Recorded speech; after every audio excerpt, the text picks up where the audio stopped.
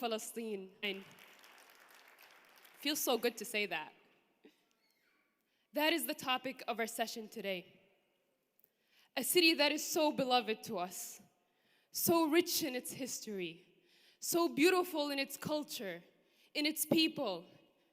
A city that holds our beloved Masjid al-Aqsa. A city that's had to endure the ugliness of Israeli occupation and aggression.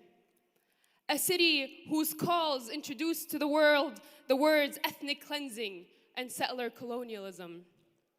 A city who's taught the world geography of Jerusalem, the neighborhoods of Sheikh Jarrah and Silwan.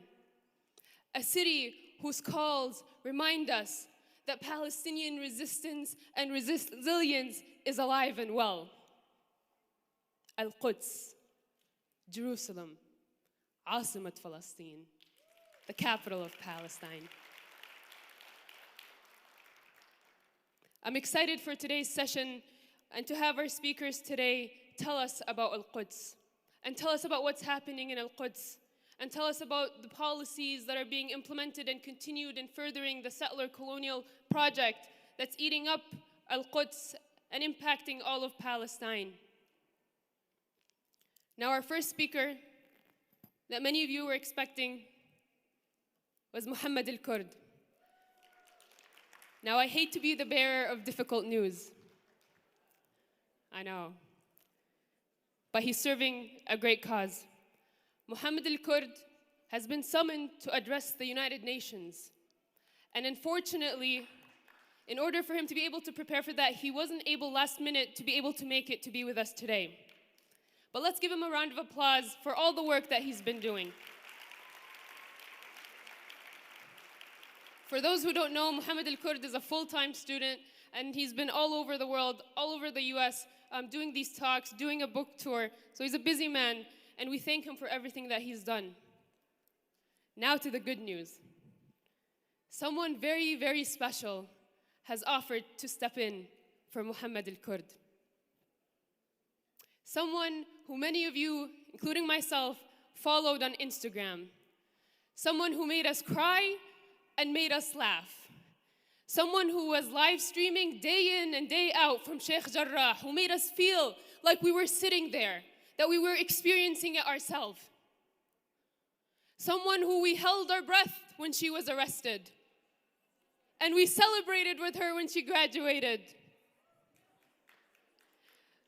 Someone who inspires us, who humanized Sheikh Jarrah for us, who humanized the cause of Palestine for the world, who captivated us, who felt like our little sister, who was going to help us free Palestine. The second half of the dynamic duo and the al-Kurd siblings, I'm so excited to introduce and to announce that Muna al-Kurd is joining us live from Sheikh Jarrah, from the heart of Jerusalem, from the heart of the place we've fallen in love with, from the beloved Palestine. Welcome, Muna al-Kurd.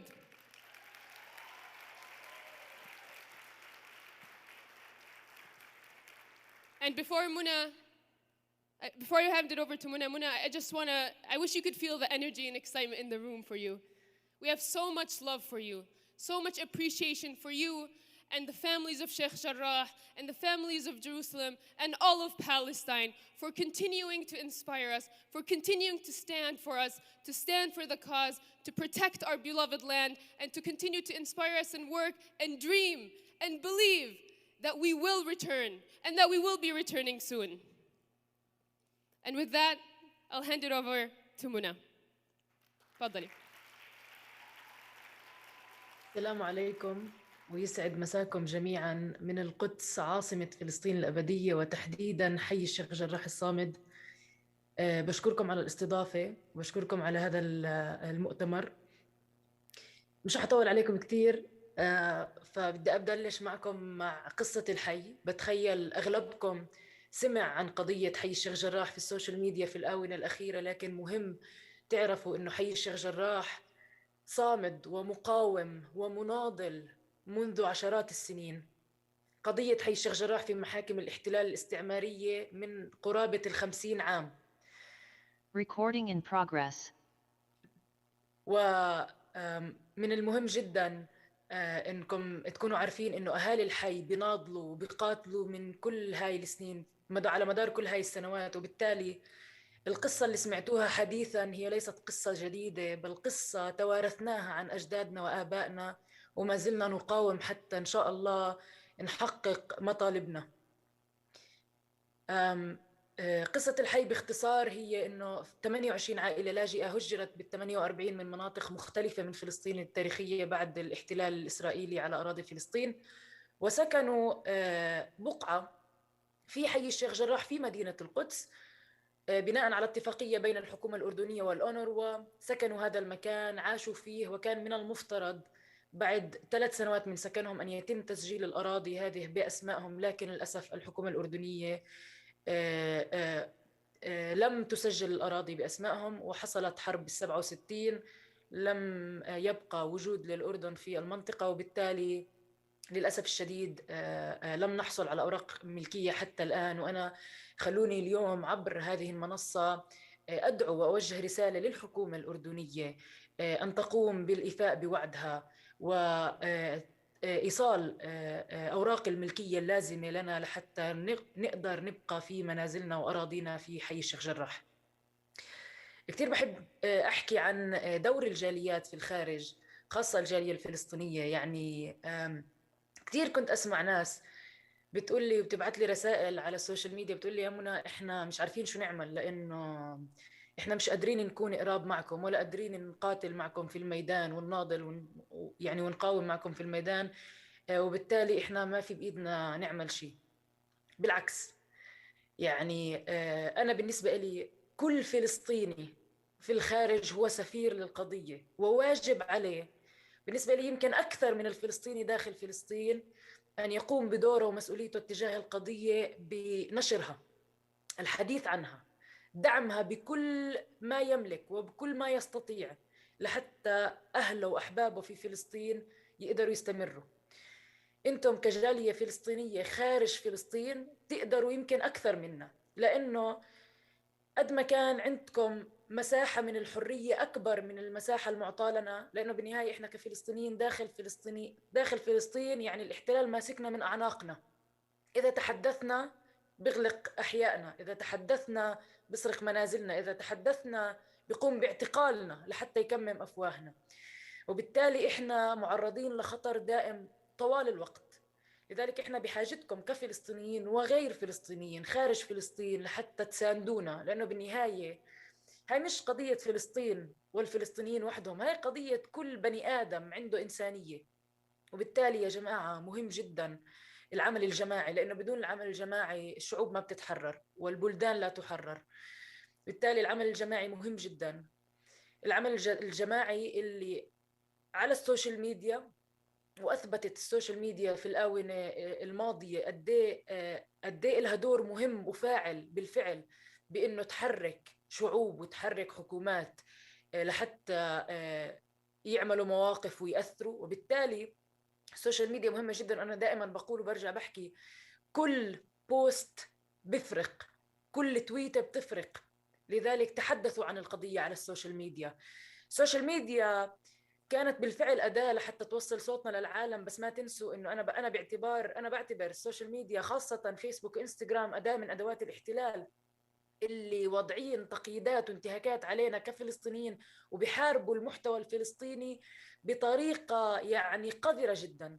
شفتوا بالآونة الماضية كيف حجبوا بعض الصفحات الفلسطينية التي تتحدث عن مدينة القدس لأنها تغطي أحداث مدينة القدس والانتهاكات الإسرائيلية في المدينة وفي كل فلسطين. وبالتالي حتى السوشيال ميديا تحاربنا، وبالتالي دوركم مهم على السوشيال ميديا. أنا دائما بقول كما نحارب في الميدان نحن كفلسطينيين، أنتم تحاربون أيضا على السوشيال ميديا. فمن المهم أن تستمروا على السوشيال ميديا يا جماعة، على الهاشتاجات مع كل القضايا العادلة في كل فلسطين، وليس فقط في الشيخ جراح، في سلوان وفي لفتة في بيتا وفي كل منطقة فلسطينية معرضة لانتهاكات الاحتلال. وأيضا من المهم جدا كمان إنكم تستمروا في حراككم على الأرض. انتوا صح مش قادرين تيجوا عنا على فلسطين إن شاء الله تدخلوها وهي محررة قريبا بإذن الله تعالى. لكن أيضا حراككم على الأرض،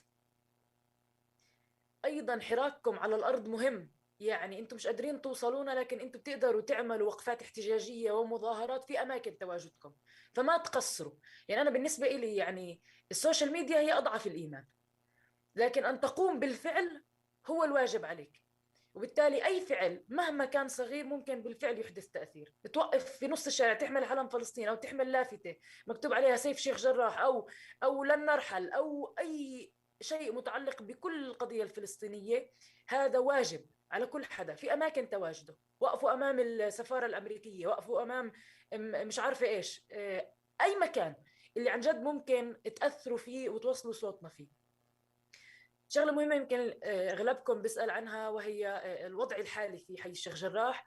في حي الشيخ جراح صراحة حاليا الوضع ممكن أقول عنه هادئ، لكن هو هادئ هذا الهدوء ما قبل العاصفة. يعني مهم يا جماعة تعرفوا إنه نحن كفلسطينيين نعي تماما أننا نتعامل مع نظام استعماري استيطاني فاشي إحلالي صهيوني غاصب، اللي بيحاول يطهرنا عرقيا ويهجرنا قسريا. وبالتالي محاكم هذا الاحتلال هي قائمة وخلقت ووجدت لحتى تخدم الاستيطان والمستوطنين، وليس لتخدمنا نحن كفلسطينيين. وبالتالي احنا آخر إشي صار في حي الشيخ جراح هو أن محكمة الاحتلال قدمت مقترح في ظاهره ببين انه مقترح فيه ممكن إنجاز، لكن في باطنه هو اعتراف في ملكية المستوطنين للأرض. والحمد لله كما عاهدتمونا دائما رفضنا هذا المقترح، لأنه إحنا نرفض أن نتخلى عن شبر واحد من أراضينا في حي الشيخ جراح في القدس وفي كل فلسطين. بالتالي رفضنا هذا المقترح، لكن نحن نعي تماما أن رفضنا لهذا المقترح يعني وضعنا في دائرة الخطر. كنا مخيرين بين السيء والأسوأ، ونحن اخترنا الأسوأ، لأنه إحنا نختار كرامتنا ومنازلنا وأرضنا فوق كل شيء. وبالتالي هذا الهدوء ما قبل العاصفة هو هدوء بخيفنا، لأن احنا بنعرف شو هذا النظام الاستعماري اللي مستحيل يتخذ قرار لصالحنا. لكن أنا دائما بقول وبرجع بقول نحن نؤمن تماما بالحراك الشعبي وبالشعب وبالناس في كل أماكن تواجدهم. وبالتالي أنا أؤمن فيكم أنتم اللي تضغطوا على حكوماتكم أينما كنتم للضغط على حكومة الاحتلال لوقف جرائم حربها. وبالتالي دوركم يا جماعة مهم، دوركم يحدث فارق وتأثير. ما تنسوا زي ما قلت لكم إنه أنتم عندكم مساحة أكبر من الحرية وعمل فعاليات أكثر منا بفلسطين. لذلك إحنا دائما بحاجة لدعمكم يا جماعة في كل القضايا.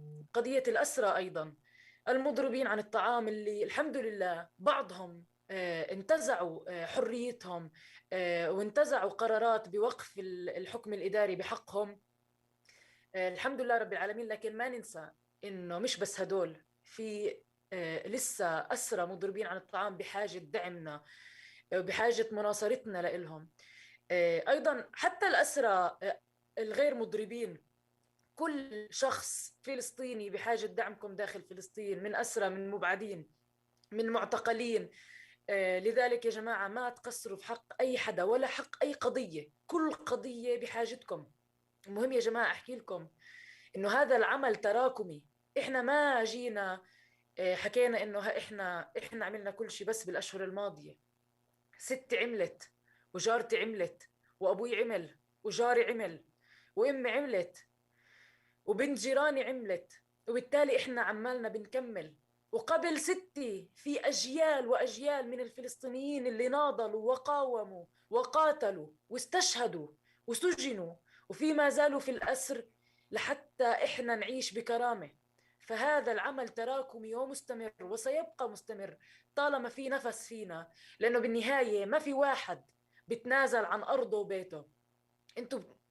انتوا بعرفش إذا الكل فلسطيني هون، ممكن غير فلسطيني، بس زي ما قلت هي قضية إنسانية سياسية. بالتالي أي حدا ممكن يشعر فيها إنه بني آدم يكون قاعد في بيته فجأة يلاقي مستوطن غريب محتل غاصب يطلعه من البيت ويقول هذا البيت مش إلك، هذا البيت إلي، بدون أي وجه حق وبدون أي شكل قانوني. حتى المستوطنين الذين يدعون ملكيتهم لأراضي حي الشيخ جراح هم لا يملكون حتى أوراق ملكية. بالتالي مهم يا جماعة نخلي هذا العمل الجماعي هذا النضال الجماعي مستمر. خلينا نستمر، لأنه دائما التعويل على الاستمرارية. الاحتلال للأسف من سياساته اللي يعني نعيها تماما هي المماطلة لحتى الناس تنسى، الناس تهدى، الناس تتعب. لكن احنا دائما بنقول إذا الاحتلال نفسه طويل احنا نفسنا أطول، ولازم نكمل. احنا بنوعدكم كأهالي حي الشيخ جراح، كأهالي القدس عاصمة فلسطين، إنه نكمل. لكن احنا بحاجتكم لحتى نفسنا يقوى فيكم. ما بنقدر نكمل لحالنا، لأنه القضية ليست قانونية، القضية سياسية بحتة، وبالتالي هي بحاجة ضغط سياسي. بالقانون كل القوانين وضعت لخدمة الاستيطان والمستوطنين. المستوطنين اللي بيدعوا الملكية ما معهم أوراق ملكية، وبالتالي كمحكمة قانونية فهي خاسرة، لأنه أول على آخر كله موجود، كل هذا النظام الاستعماري موجود لخدمتهم كصهاينة إسرائيليين يهود، وليس لخدمتي أنا كفلسطينية. وبالتالي الضغط السياسي هو الذي يحدث فارق، الضغط السياسي في الميدان والضغط السياسي على السوشيال ميديا. أنا بديش أطول عليكم أكثر، ما شاء الله عنكم. يعني واضح إنه المؤتمر أكيد رح يكون يعني ثري جدا بالمتحدثين رح يكونوا موجودين فيه. يعطيكم ألف عافية وموفقين. وإن شاء الله إن شاء الله يعني دائما بنسمع منكم عن مبادراتكم وعن فعالياتكم، عن نشاطاتكم وعن وقفاتكم الاحتجاجية والمظاهرات، لأنه we need action. مش بس تويتس، مهمة التويتس، مهمة البوستس، بس الأكشن هو اللي بيحدث تغيير وفارق. يعطيكم ألف عافية، تصبحون على خير بتوقيتي، وإن شاء الله نهاركم سعيد، وشكرا لكم جميعا.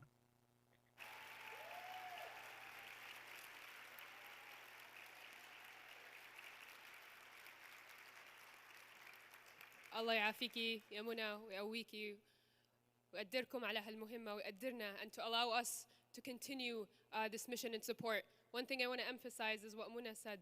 Muna is not just thanking us, she's asking us. She's demanding from us that we continue this work. That social media is important. It's important to continue this social media, but action is needed. Like she said, we need action. And we have here rights that they don't have. We have opportunities that they don't have. They're fighting their own fight. And we have to fight the fight here. We have to ensure that our government is not enabling the occupation of our own land.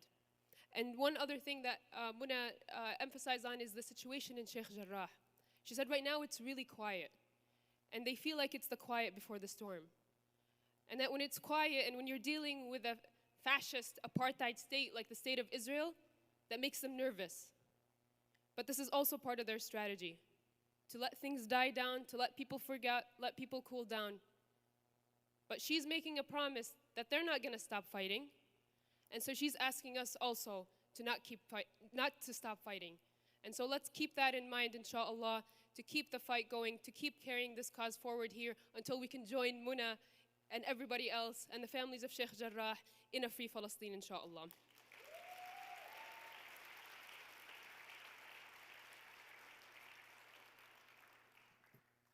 To tell us more about the situation in Al-Quds, in Jerusalem, I'm going to invite our next speaker to the stage.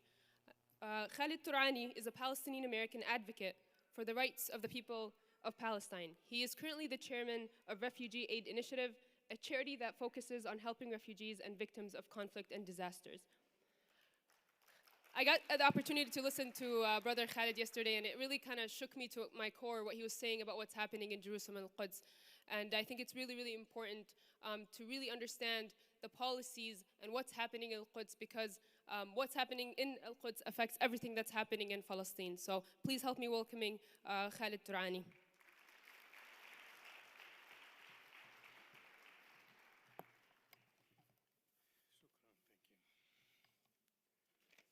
السلام عليكم ورحمة الله وبركاته. يعني to follow in the footstep of Muna al-Kurd is an amazing feat, and then to be preceded by literal and virtual giants like Omar Suleiman amazing khutbah, one of the best that I've heard in a long time. صوت هيك أحسن يا زلمة، أنا معروف إني صوتي عالي. طيب يعني it is really an honor for me to share the same stage with Umar Suleiman, a hip and cool sheikh who's well grounded in Islamic scholarship, yet never waffles in the issue of Palestine, never plays to the powers and to what is acceptable. And also to share the stage with Fahad Abu Aql, who has been for many years a positive force that took the Presbyterian Church to the next level in support of the BDS, one of the first churches in the United States to really be very strong in boycotting the apartheid regime, the colonialist entity of Israel, is the Presbyterian Church. So really give him a big hand of applause. Yes, Sheikh Umar Suleiman spoke about being inconvenienced for your faith.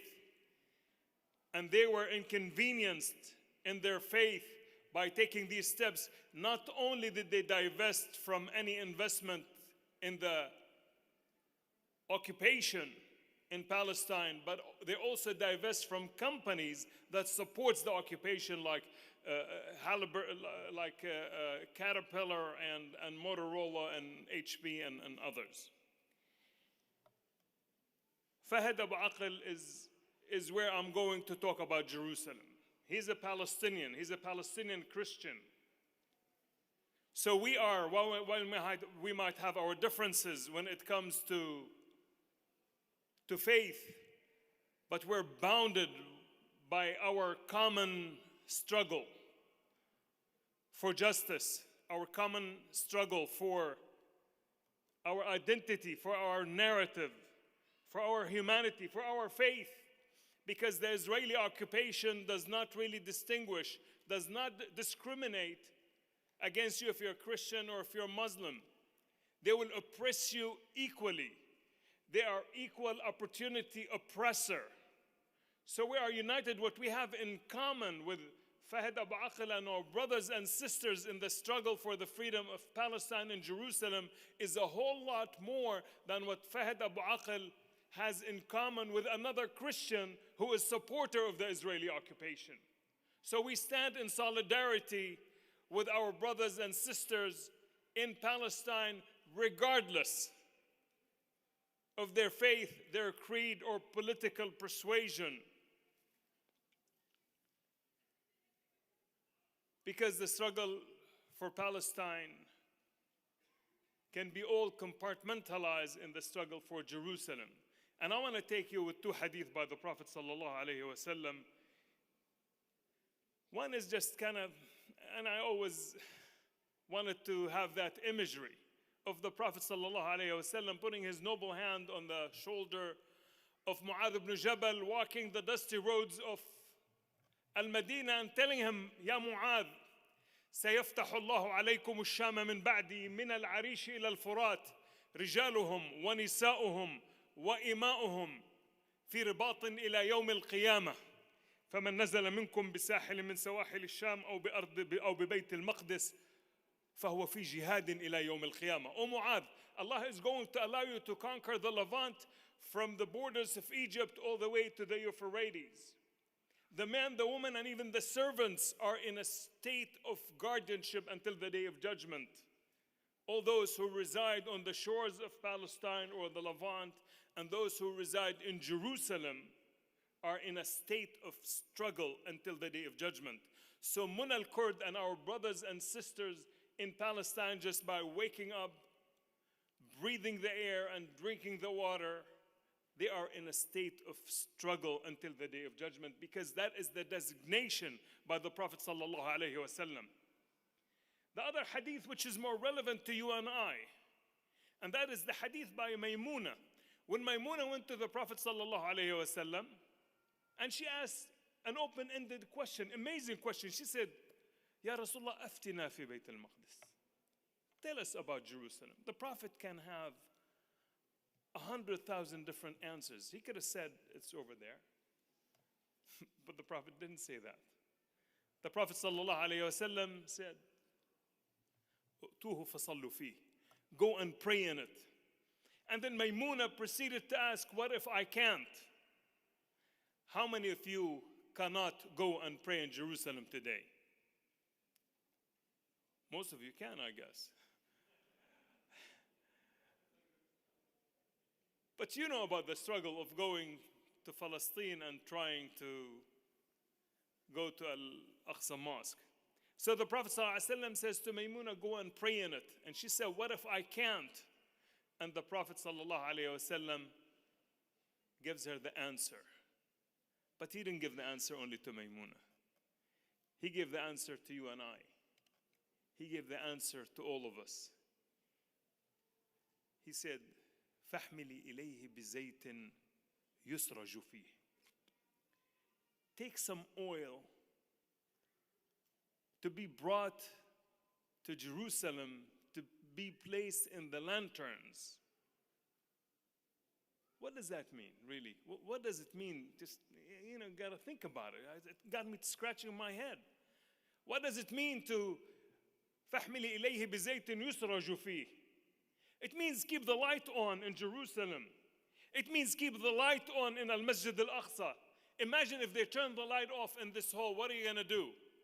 Maybe you'll sit for 2 minutes, maybe 3 minutes, and then you start walking out. And the Prophet said, basically his message to all of us, make sure that the light will never be turned off in Al-Masjid Al-Aqsa. That the light will never be turned off in Jerusalem. Be inconvenienced for your faith.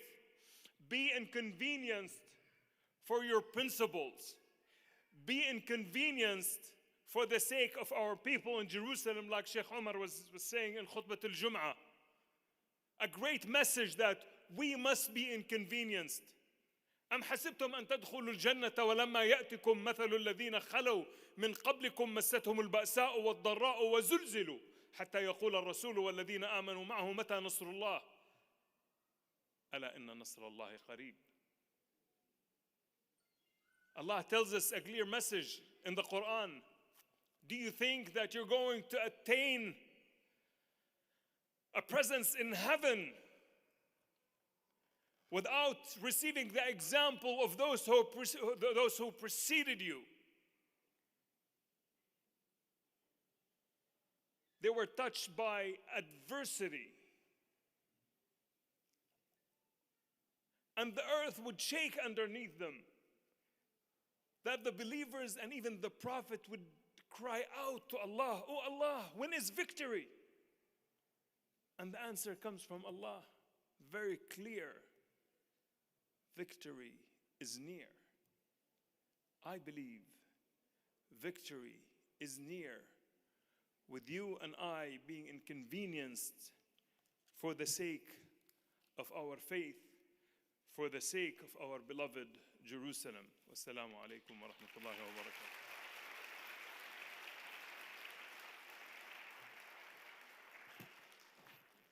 Jazakallah khair, Brother Khalid. Up next, we have Reverend Fahd Abu Aqil, who Brother Khalid started introducing. Reverend Fahd Abu Aqil is a Palestinian American Presbyterian minister. He's originally from Galilee, but lives in Atlanta, Georgia. He was in the past a moderator of the Presbyterian Church, and he's currently the president of the Friends of the Palestinian Medical Society. He also serves as a board member of the Palestinian Alliance for Peace. Please help me welcome Reverend Fahd Abu Aqil.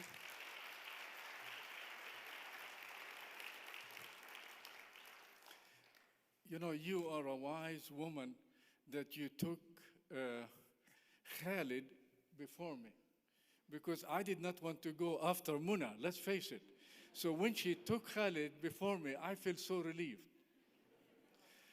So Muna already gave us the marching orders.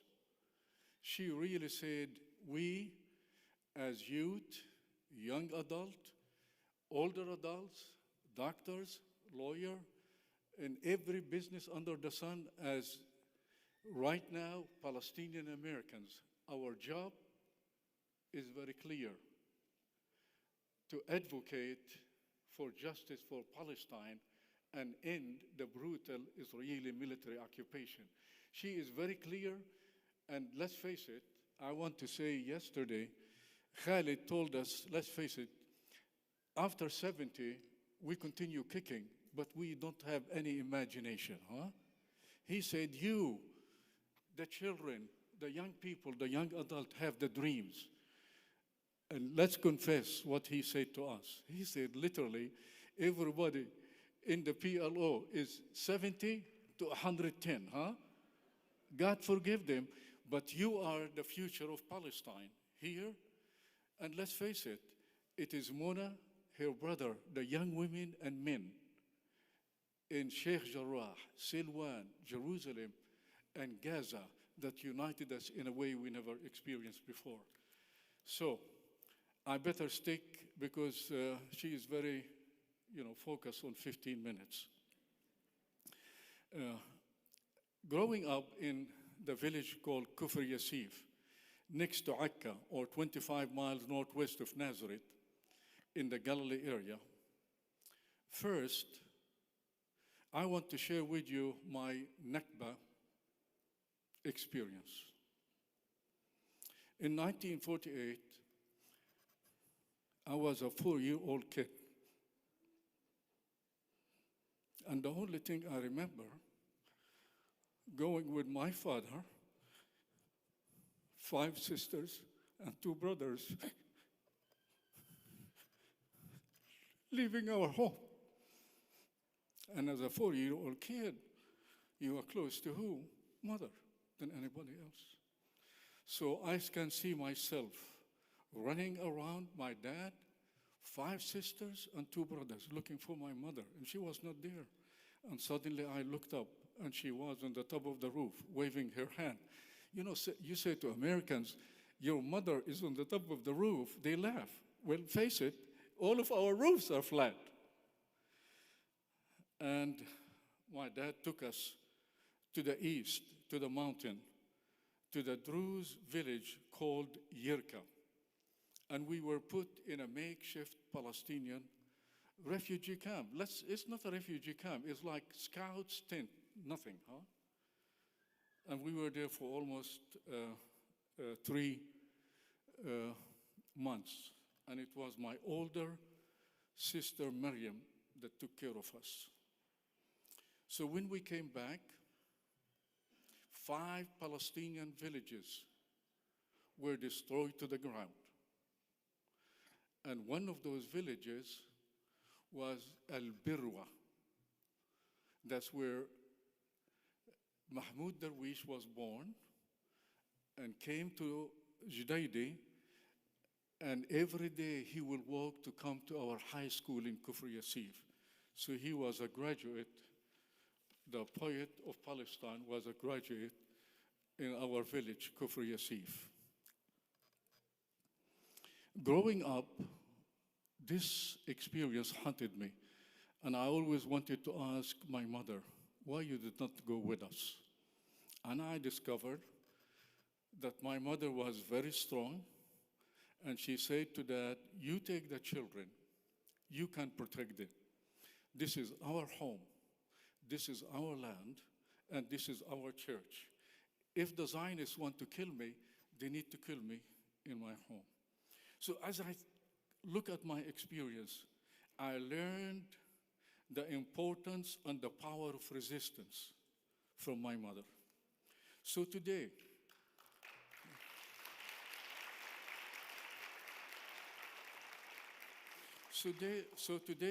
all of us want to salute our mothers, our grandmothers, our spouses, our sisters, our daughters.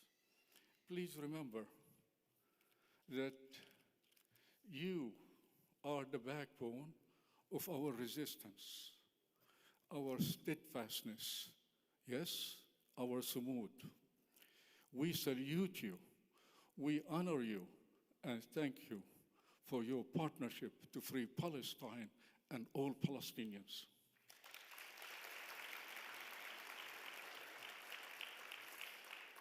So the new settler colonial state policy for the 150,000 Palestinians who remained in Palestine was to have a policy to continue to steal our land and control our movement.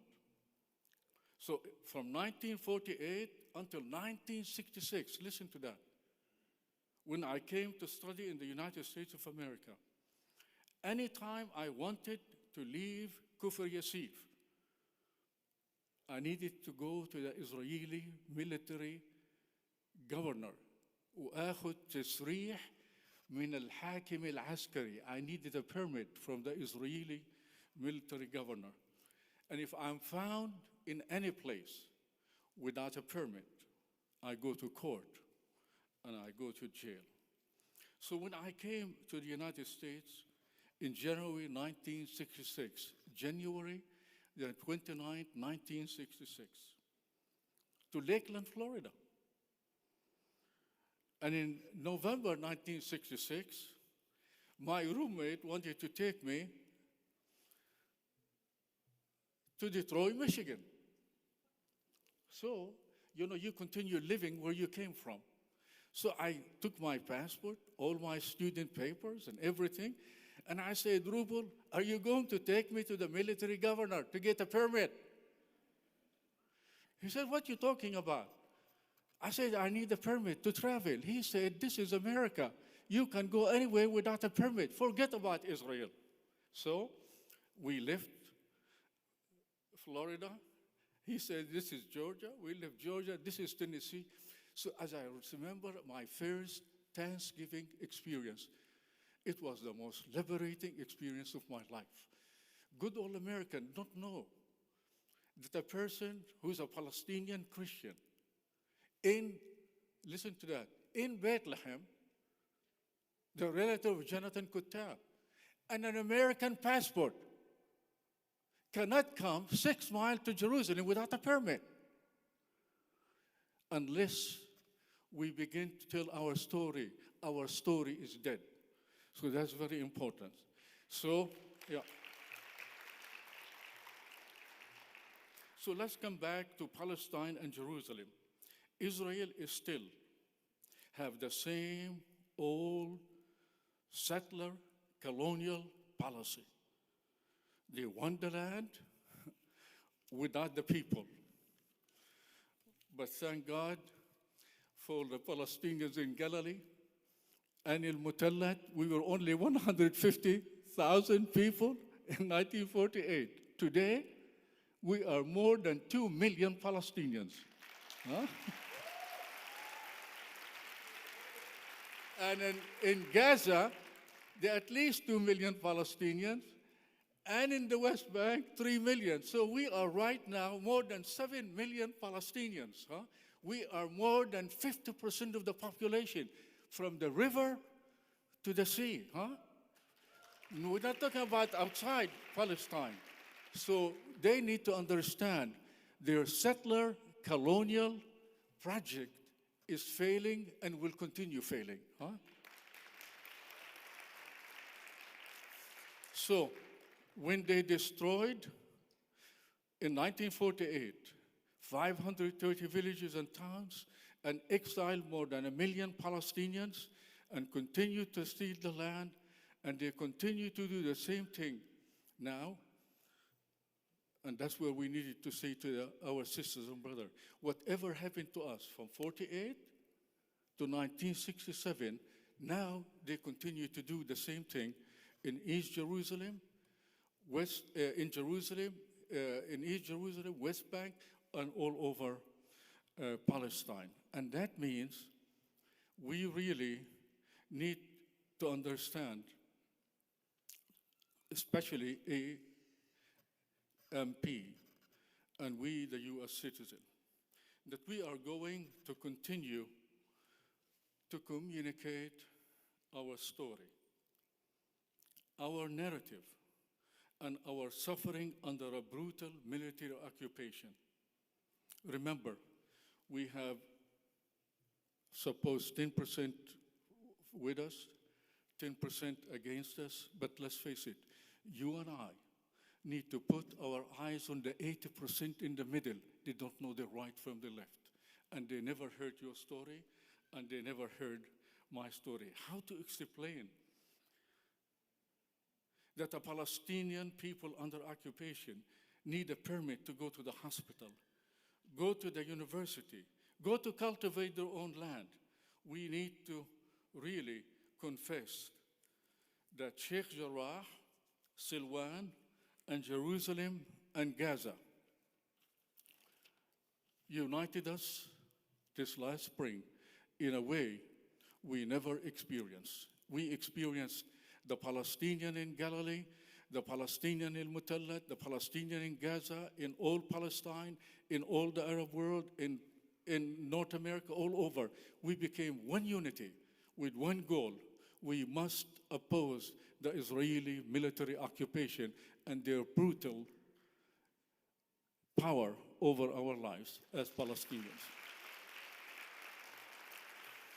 Now, as we focus on Jerusalem, Al-Quds, it is a holy city to Judaism, Christianity, and Islam.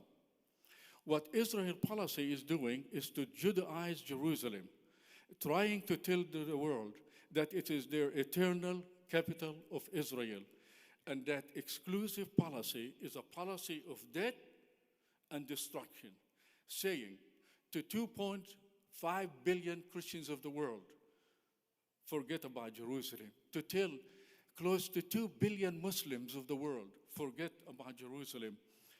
Their policy is bankrupt, and their idea is bankrupt from a historical point of view and from our religious point of view, from Judaism to Christianity to Islam, is a bankrupt idea.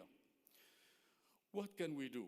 First, pray for our Palestinian people under the brutal occupation.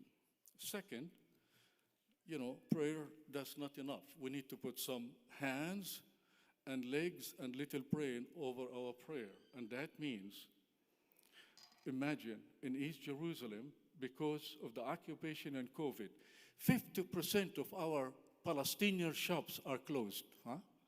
That's a crisis. What we need to put our energy on, the Palestinians who still have business. How do we support them?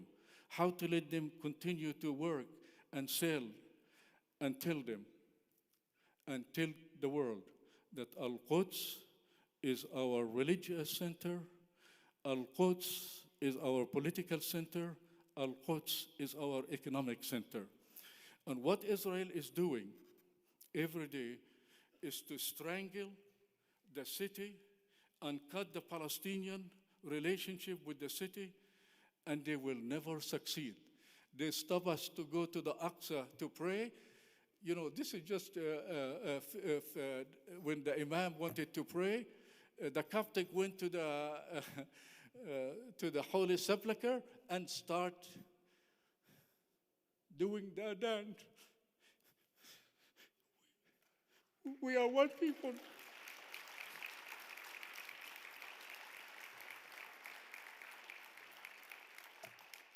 So finally, when President Trump, who did not know right from left, moved the embassy from Tel Aviv to Jerusalem, I was interviewed on television. I said, I want to ask the president, what Jerusalem is he talking about? Is he talking about the Jerusalem inside the old city with that gold dome? Or is he talking about East Jerusalem? Is he talking about West Jerusalem? Or is he talking about Greater Jerusalem that the Israeli Knesset already had in law, that in the edge on the north goes what? To Ramallah. In the edge of the Greater Jerusalem goes all the way in the south to Bethlehem. In the east, over the mountains, you see Jericho. What Jerusalem he's talking about? She said, what do you mean? I said, I need to understand the President of the United States. What Jerusalem is he talking about?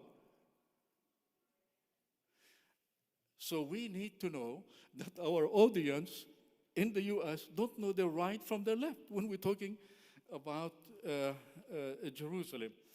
So that's very important as we think about the city of Jerusalem, that we, both Palestinian Christians, Palestinian Muslims, Jerusalem is in our heart. So as I think about AMP and dealing with our problems in the US, imagine 2 weeks ago or 2 months ago what they did. Listen what they did. They trained us Monday and Tuesday how to talk on 2, 3, 4 issues with our Congress people and our senators. And we were more than 700 people from 50 states. Listen to me. I've been in the United States for 55 years. No organization did what AMP did. Not at all. And Wednesday, Thursday, Friday, we talked with Congress people and the senators in a way that I never dreamed before. That means AMP discovered our American secret reality, political reality. And our political reality has to do with a vote and a dollar and your advocacy. And if you don't do that, we are dead. So that means we need to rise up with AMP, support them, and work in every state, in every district, in every election under the sun. We, the Palestinian American, and our advocates, we need to work with AMP in a way we never dreamed before. If we are 2,000 here, imagine when we go home, each one of us will have 10 people, that's 20,000. The 20,000 becomes 40,000. The United States is loaded with power of communication, and we can communicate to our churches, to our mosques, to our American people. That's the focus we need to look at. It's great to be here, and I'm grateful to a man by the name of Imad Sabbah that linked me with AMP. Thank you very much.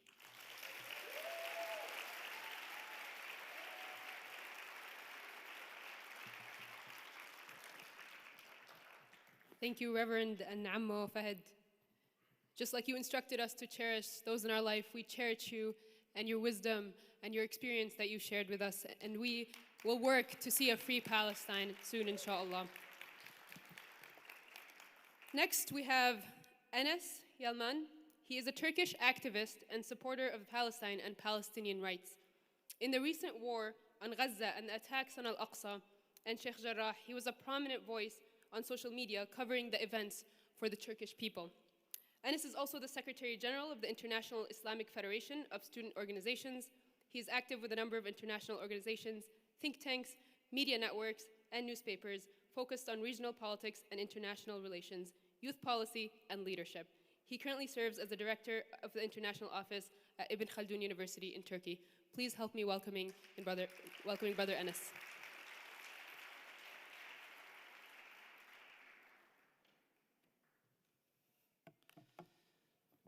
Assalamu alaikum wa rahmatullah.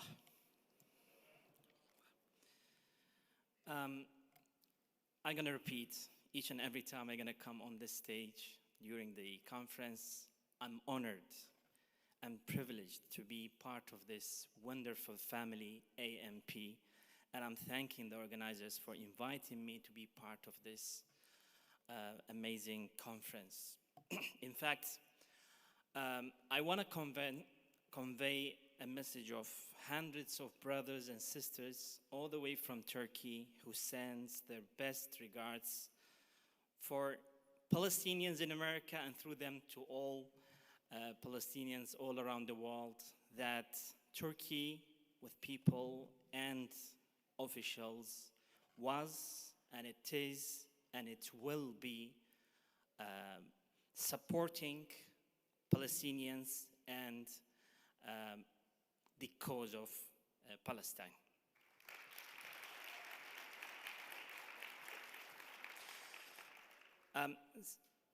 Second of all, I want to again congratulate AMP for this wonderful job that they do.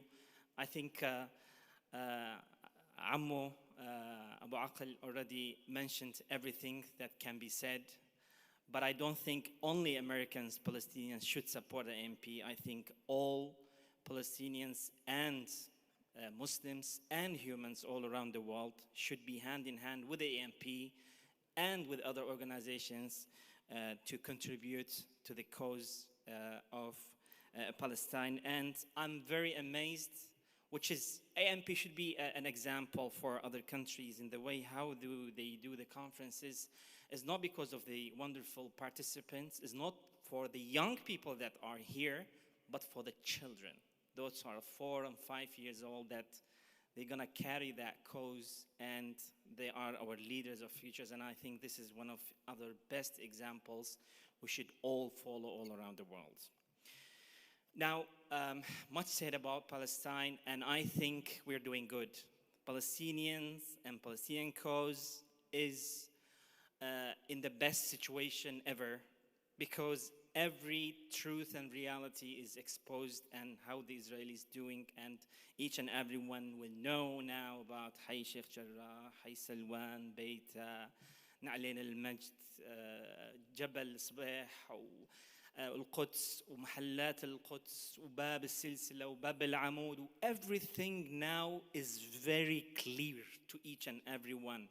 But we should continue, each and every one of us should continue from their own positions on social media, activists and governments, human rights institutions and so on. So we need to continue on that. And also, I will not take longer since my time is almost gonna end, saying that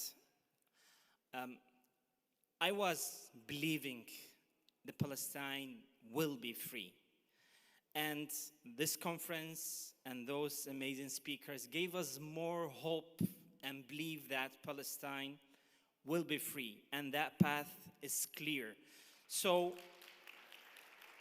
it's on us whether we're gonna be part of that wonderful opportunity to be part of that process, to be remembered as we were part of the process of free Palestine, inshallah. I am the one of the, I don't want to end it with emotions. I think it's very hard since the active work that we do about Palestine that it will be hard for me to go and visit and see and witness and pray in Al-Masjid Al-Aqsa, although I know each and every street now because of the live sessions that we were doing. But the only choice for us is free Palestine. So inshallah, that our age will be ready to go there. Thank you very much. Assalamu alaikum wa rahmatullahi wa barakatuh.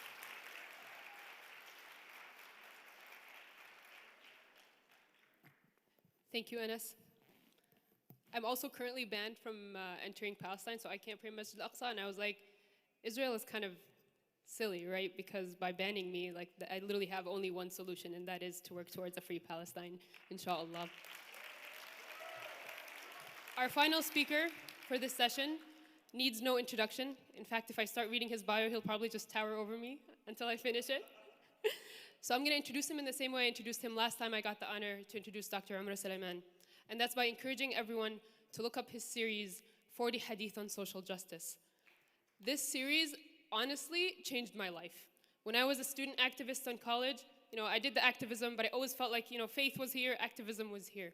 And then when I listened to the series and I began to absorb what Islam says about justice, wallahi, it put me to shame. Because nothing asks or demands of justice more than Islam. Islam demands justice more than any social justice organization, more than any social justice individual. And it becomes a source of pride for our work and a source of motivation. So I encourage you all to look up that series and listen to it, inshallah. It's as good as the khutbah that we heard today, which was incredible. And with that, please help me welcoming Dr. Umar Sulaiman.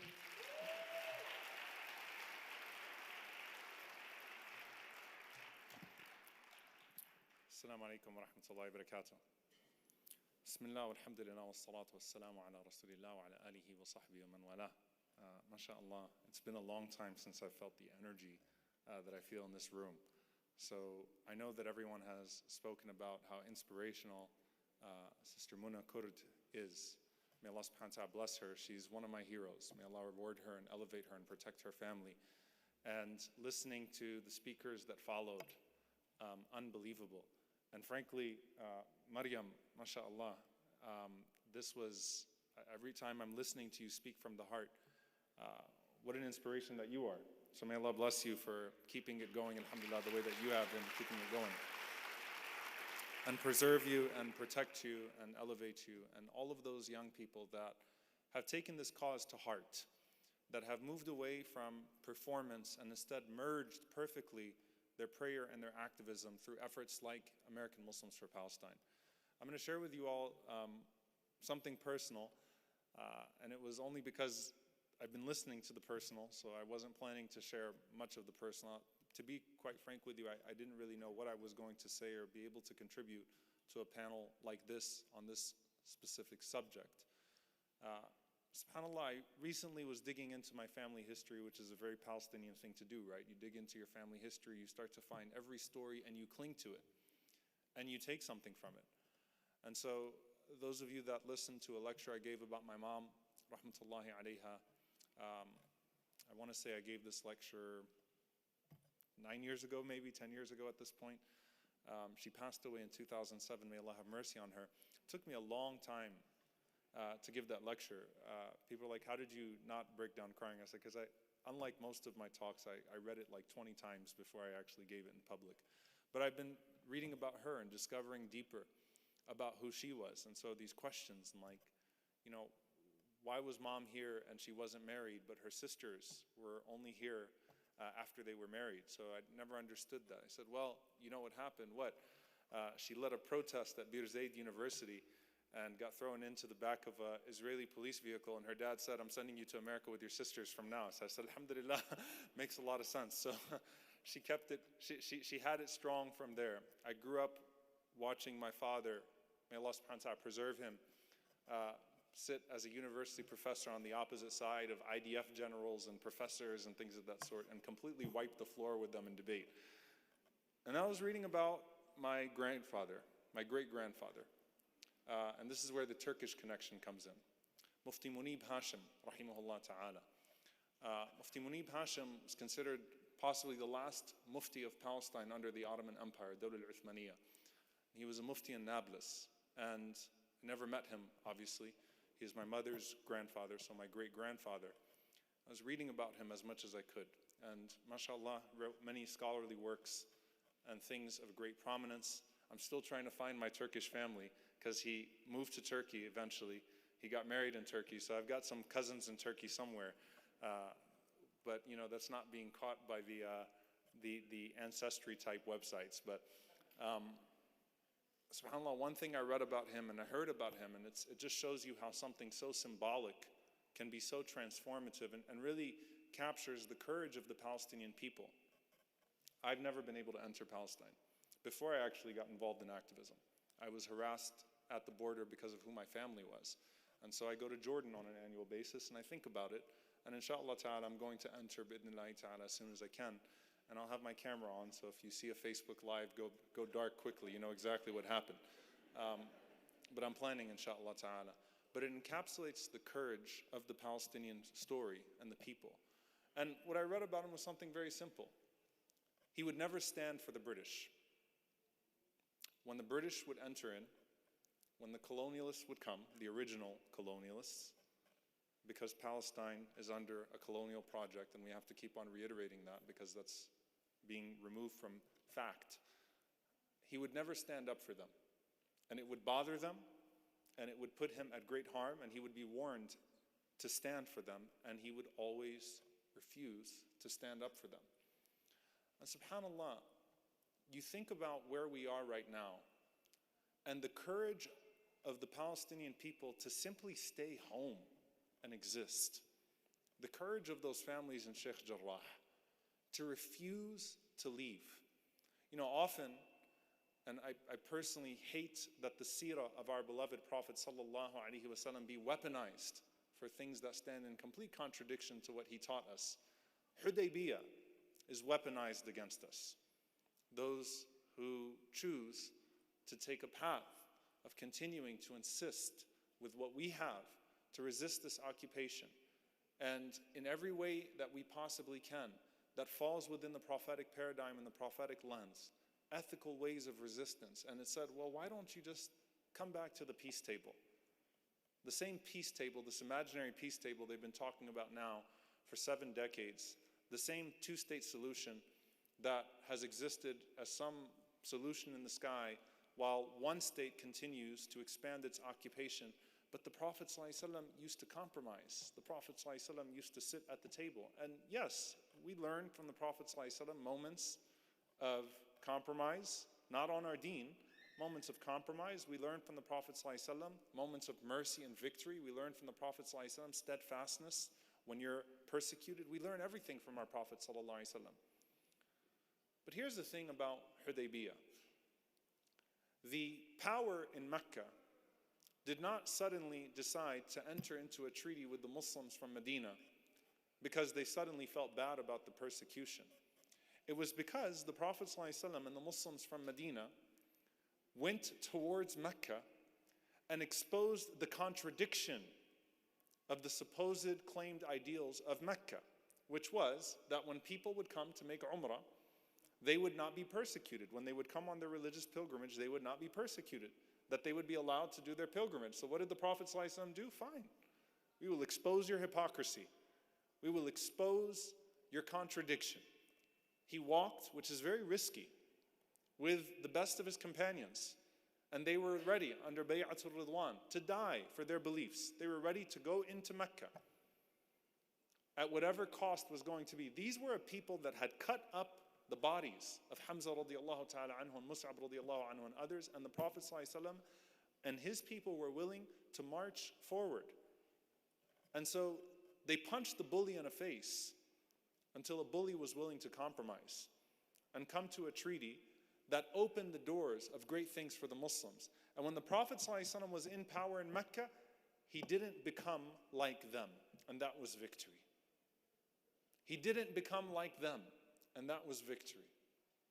The Prophet ﷺ teaches us courage when you are supposedly powerless, courage when you are compromising, courage and principle when you are in a place of victory. He teaches us all of that, sallallahu alaihi wasallam. And so I want to come to this question with the few minutes that I have, because I get asked this question, and it's a question that comes up multiple times. Is Palestine a Muslim issue? Is Palestine a Muslim issue? Yes. That's your simple answer. Yes. But not only a Muslim issue. So let's unpack this a little bit. Palestine is a Muslim issue, but it's not only a Muslim issue.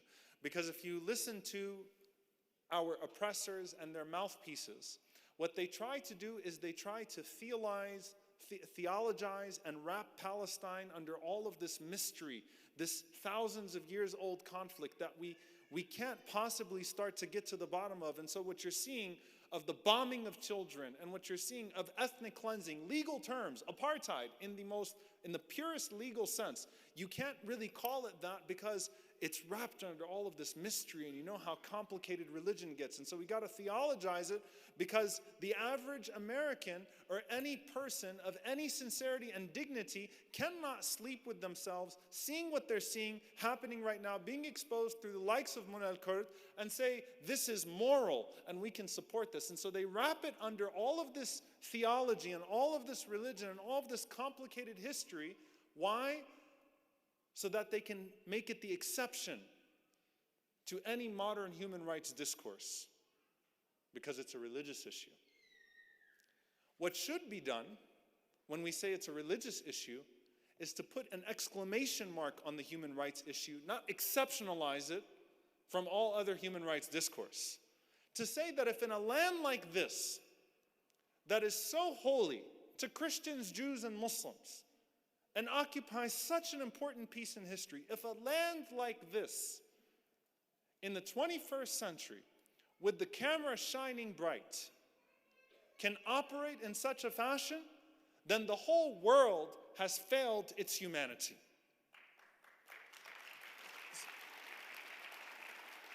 And so let me move it a little bit further. Is Palestine a Muslim issue? It's a Muslim issue, but it's not just a Muslim issue.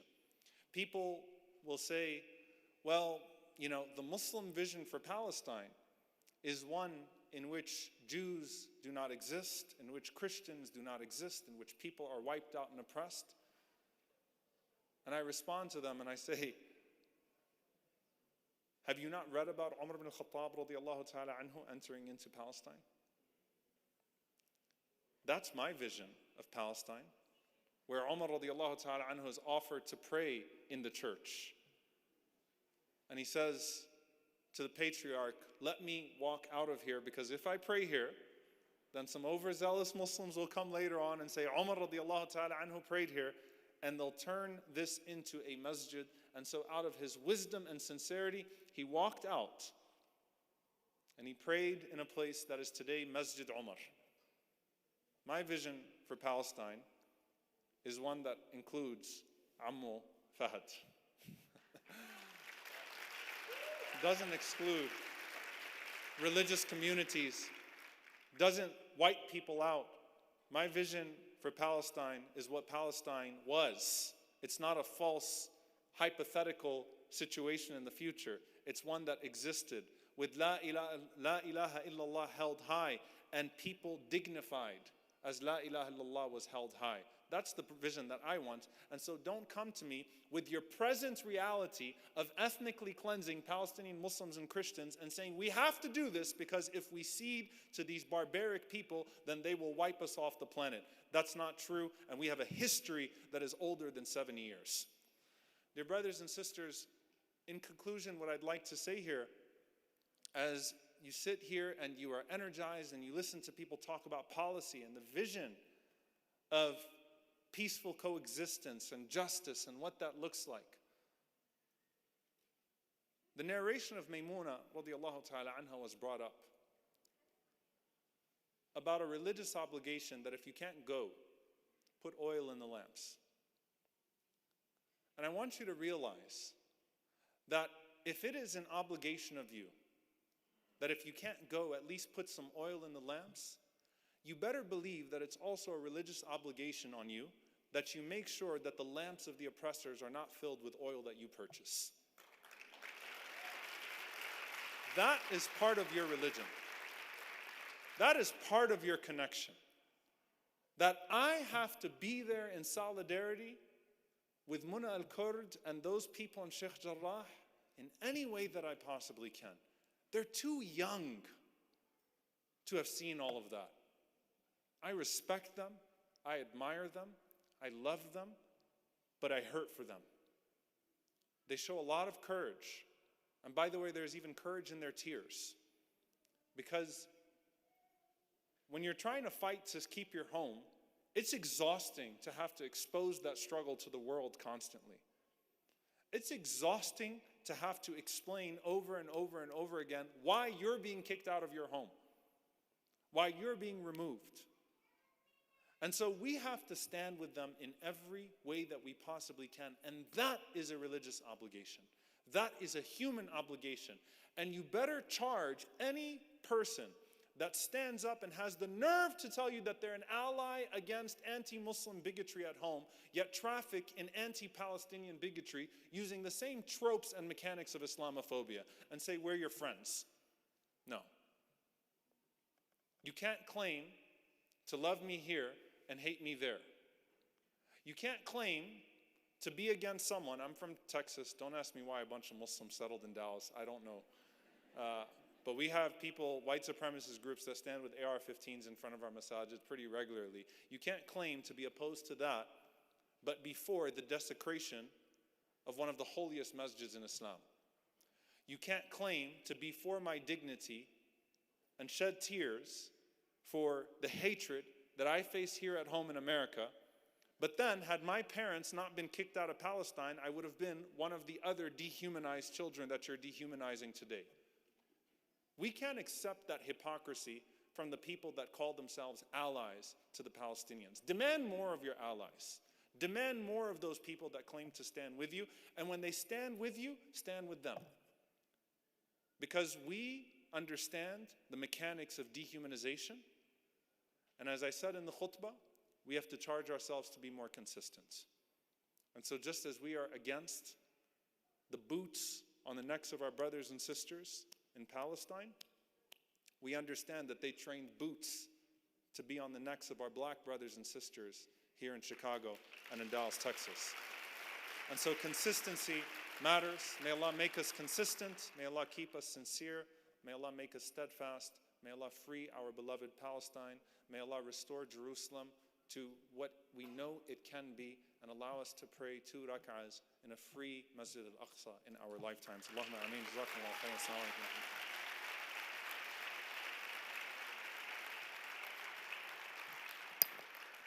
Jazakallah khair, Dr. Umar Sulaiman. I think we've all pretty much established that Palestine will be free. So I will just end it with a dua that my dear mother, Allah yahfadha, and my father, Allah yarhamu, taught me, and it's my favorite dua. Allahumma sta'milna wa la tastabdilna. Ya Allah, use us and do not replace us. We know that you will bring justice to Palestine. You know that you will bring liberation to Palestine. Allow us to witness that liberation and allow it to happen on our hands. Ameen. Jazakumullah khair. Thank you all. And thank you to our speakers for that wonderful session. Inshallah, we're actually going to get started with the next session right away. So if you all can hang tight, we're going to get settled real quick and keep it rolling, inshallah. Jazakumullah khair. Ma'as salama.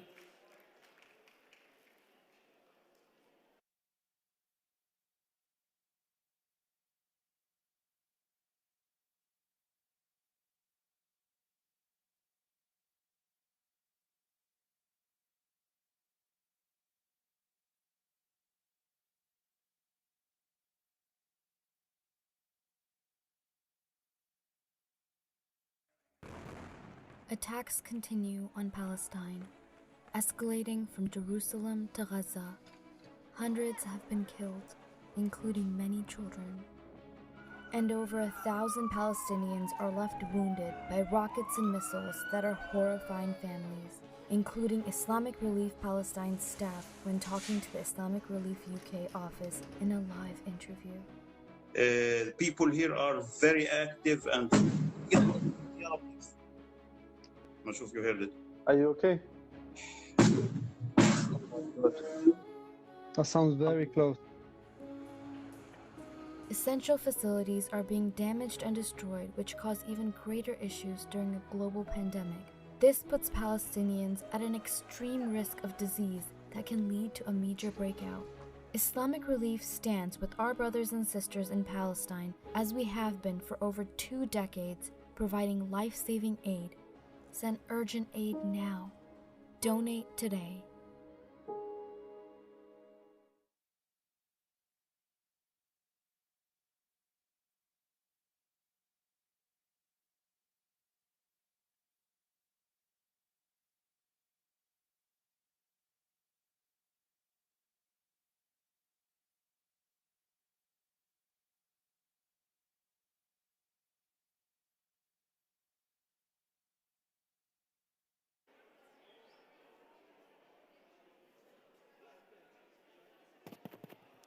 Assalamu alaikum, everyone. If you could take a seat or make your way back to your seat, we will get started shortly here in a couple of minutes. So about 2 minutes, if you can just make your way back to your seats, please.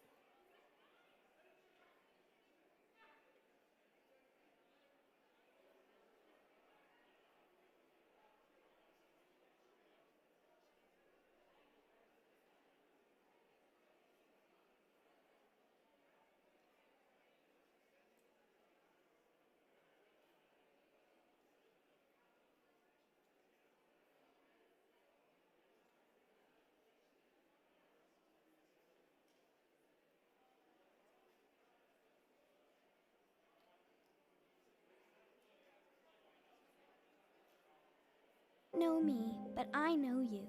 I am a refugee and an orphan, and you are the person who helps me every year. You make sure I have food to eat and a place to sleep. You make sure that I'm taken care of when there is no one to take care of me. And you have given me hope for the future. I'm not the only one who needs help. There are many more that need someone to care for them. Donate now. Thank you for being there for us.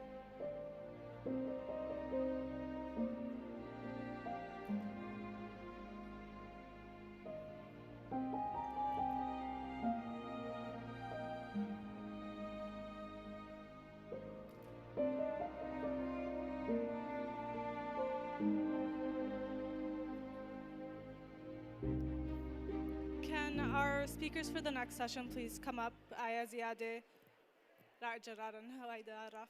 Assalamualaikum.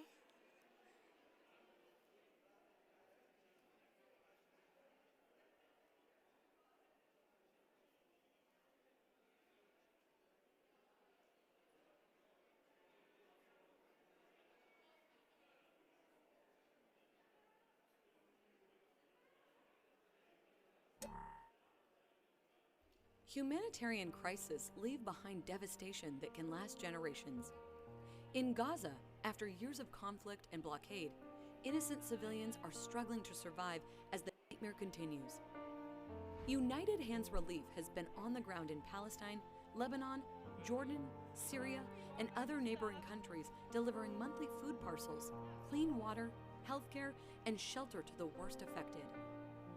As winter approaches, it will be increasingly difficult for vulnerable refugees to survive plunging temperatures. Act now. Donate today.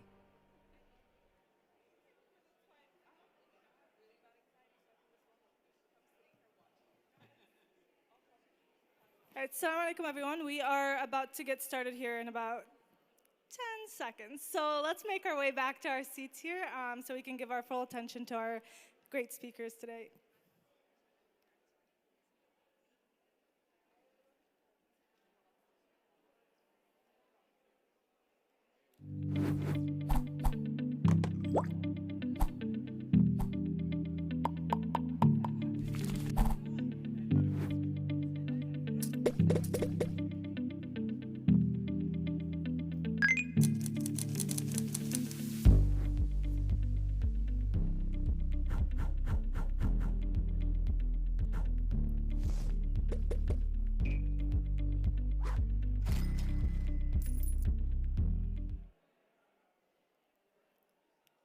Assalamu alaikum once again. My name is Tasneem. I am from the Minnesota chapter of AMP, and I have the privilege of being your moderator today for this session. I'll try to keep it brief so we can hear less of me and more of our esteemed speakers today. Our session will be focused on Palestinian advocacy efforts. For many of us, if you moved here to the US or if you grew up here, we kind of grew up with this mentality of kind of, our safety is in our silence, right? That kind of came about especially post 9/11 world, and our identities as Palestinians and Muslims was essentially weaponized against us. And so it's kind of a shock almost to see the development of Palestine advocacy over the last few years, because all of a sudden we see Rashida Tlaib going up and getting sworn in with her thobe and then getting banned by Israel, her and Ilhan Omar from entering. And these are our congresswomen. This isn't just, your everyday person, and they're just like us, right? They're also getting banned from getting in. And so now that we see members of Congress calling it an illegal military occupation, we see them calling it an apartheid, and proposed bills centering Palestinian human rights. Super proud Minnesotan here, McCollum has proposed multiple bills on protecting Palestinian human rights, protecting Palestinian children, and conditioning aid to Israel. So the tide is shifting, and every one of us in this room can be a part of changing this history. Today we have 3 speakers with us that have been on the front lines of Palestine advocacy efforts: Aya Ziadeh, Ra'a Jarrar, and Huwaida Raf. First, we'll hear from Aya Ziadeh. She is AMP's advocacy director. If you were able to join us 2 months ago for our Palestine Advocacy Day, you can thank Aya for her hard work and effort in making it happen and making it as amazing as it was back in September. Aya is a Palestinian American human rights activist, advocate, and writer who maintains a track record in organizing awareness of Palestine and other crucial human rights issues. She has more than 5 years of political and grassroots advocacy as well as lobbying campaign experience. She has completed her master's in international human rights and focused her studies on Palestinian rights resistance and the dynamics of ethnic cleansing of Palestine. Please help me welcome Aya up.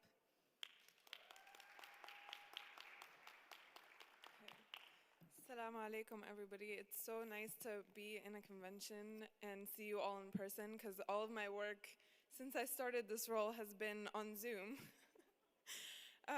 Before I begin, I want to ask you all a question. So if you can just raise your hand. How many of you think that we in the US can successfully change US policy to recognize Palestinian rights? A show of hands. Okay.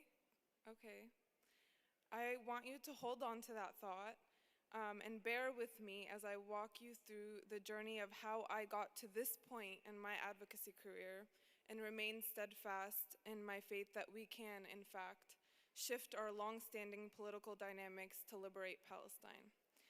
2 years ago next month, I'm not sure if Dr. Osama is in here, but 2 years ago next month, although he doesn't remember because he's very popular and a lot of people talk to him, I met Dr. Osama Abu Rashid, our executive director, at the Mass ICNA convention right before the pandemic. He had a session and I was really intrigued and I went up to ask him a question, and I never thought, 22-year-old Aya never thought that she'd be standing here today. And I'm so grateful that I get to have this opportunity. I've been politically aware since I can remember. When I was in 3rd grade, I literally argued with a girl my age who was Israeli, and I was defending Palestinian rights. And my dad told me since that day, you're gonna get us in a lot of trouble. So I would sit next to him watching Al Jazeera, overly conscious of what was happening in Palestine and Iraq and the Middle East overall at the time, and understanding early on that here in the US, the question of Palestine was very taboo. You couldn't talk about it. When I was 11 years old, Obama was running for his first term. And I obviously knew nothing about what it means to be a Republican, what it means to be a Democrat, or the true depth of our political systems and policy. But I do remember taking myself very seriously and going up to my dad and saying, "Baba, it's a black man, and we can have the first black president in the United States. You have to vote for him." And so he did vote for him, and Obama won. But it was only later on that I would learn that even another person of color who shares our struggle in social justice could not help liberate us so long as he was submissive to a system created by colonialism. So still, the question of Palestine was taboo. When I was 17, I was in my senior year of high school / first semester of college, and I had just finished a summer of protesting during Ramadan after the 2014 bombing in Gaza. Obama was in his last term now, and Trump had just begun his campaign. And at this point, I had become obviously way better aware of our political system and its undeniable, unconditional support for the Israeli state and its colonial regime. I was deeply beginning to feel like so much defeat, like Palestinians could never be seen or be heard, and I still committed to the cause, and I committed my college career to freeing Palestine. I actually started out pre-med, and then after my first biology class, I was like, okay, no, I'm way too political for this, and I changed my major. And still, when I was 17 years old, after Trump was elected, the question of Palestine was a taboo topic in the US. But it wasn't until I was 20 years old and I started working at the Colorado State Legislature, my first exposure to true US government, because watching US government and learning about it and being in the space are two completely different things. I felt the most hopeless I had ever felt in my life. I was walking imposter syndrome. I was a Muslim Palestinian woman right after Trump had gotten elected in a space where I obviously was not seen, I was not heard, and I obviously, people didn't want me in this space. And I worked in that space for 3 years. And that's a period of time where I really learned and saw just how much American and Israeli propaganda have played a role in making our elected officials blind. But I will tell you that I think we play a role in it too, because in all 10 years, until I was 21 years old working in the state legislature, I had so many moments where I wanted to pull out, because I was like, I have no hope. The government is always going to support Israel. We're never going to get anywhere. We're never going to get our rights. We're never going to reach a resolution. Palestinians are never going to be heard.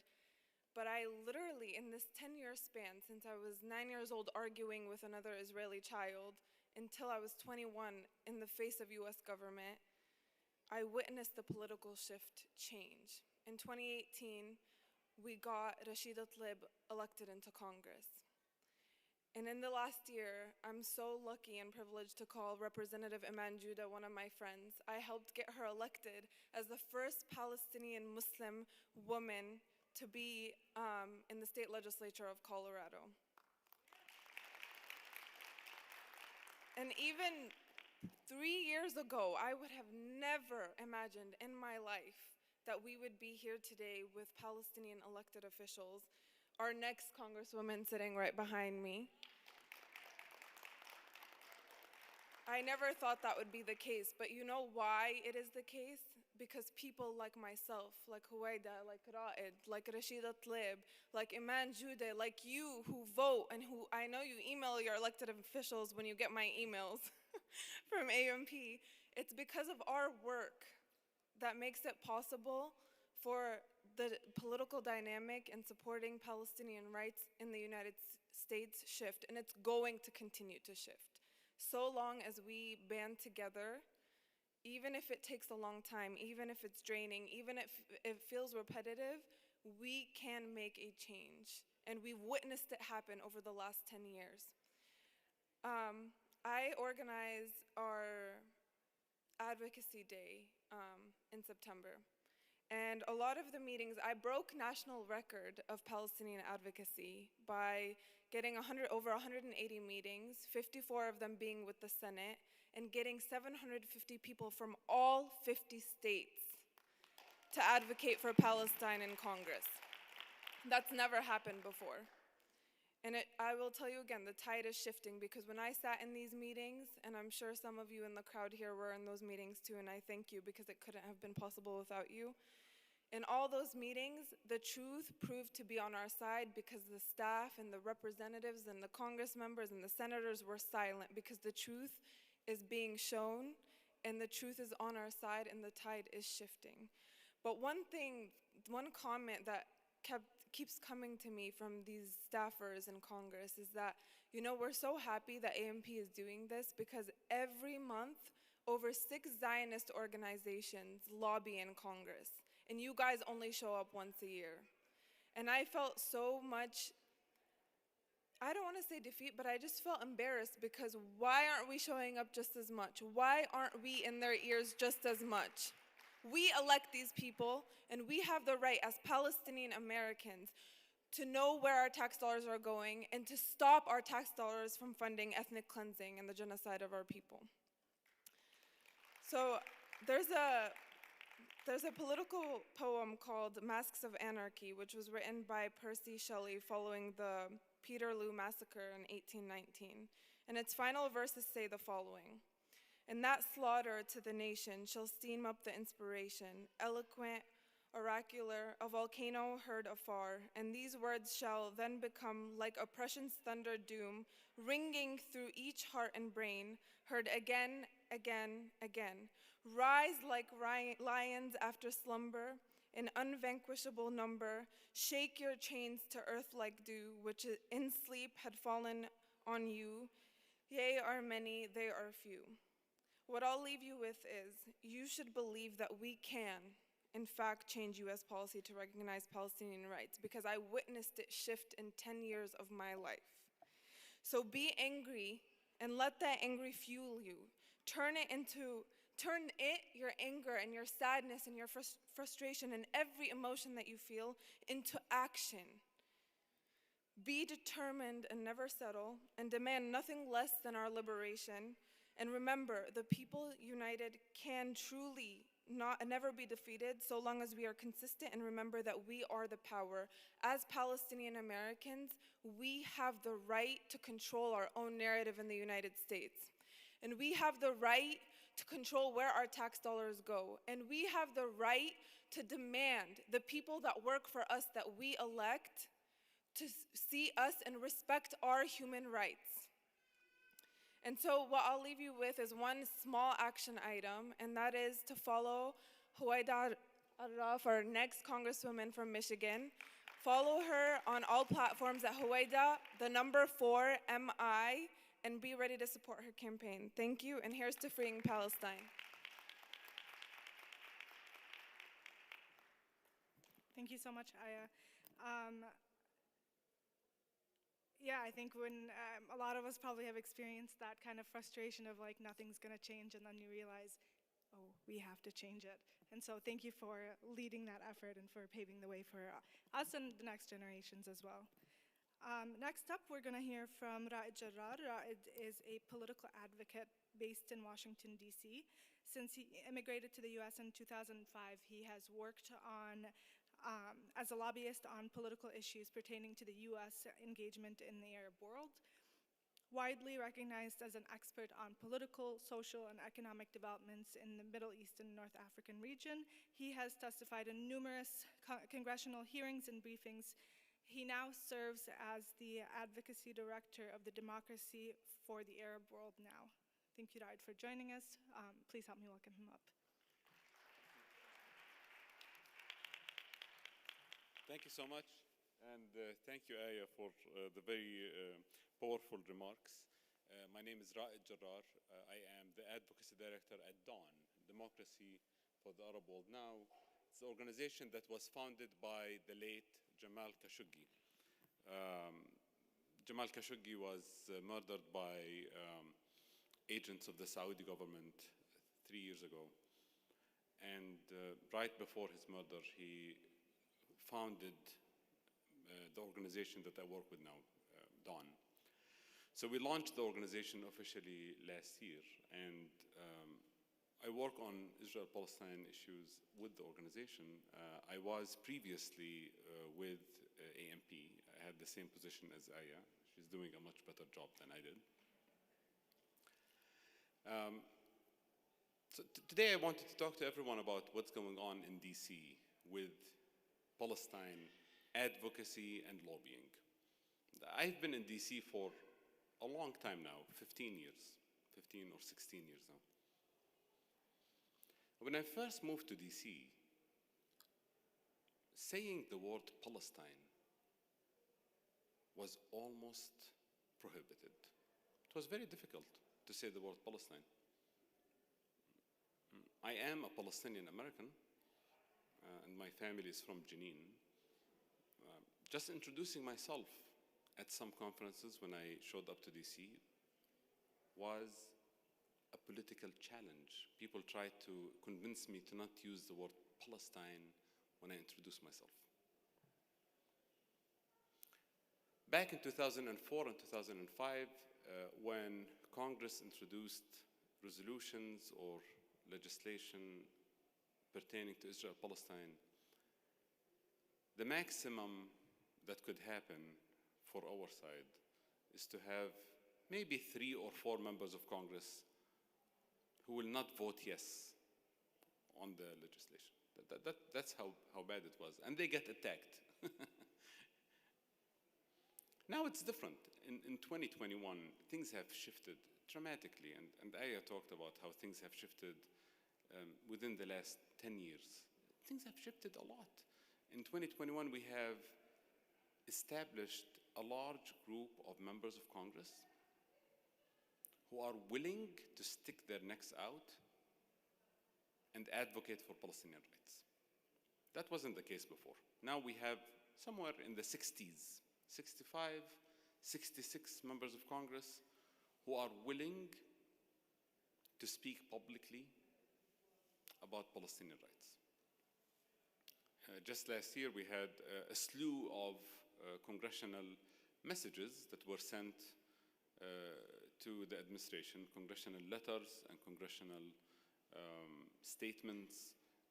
Many of them got 66 signatures, 64 signatures, 65 signatures, very strong congressional letters about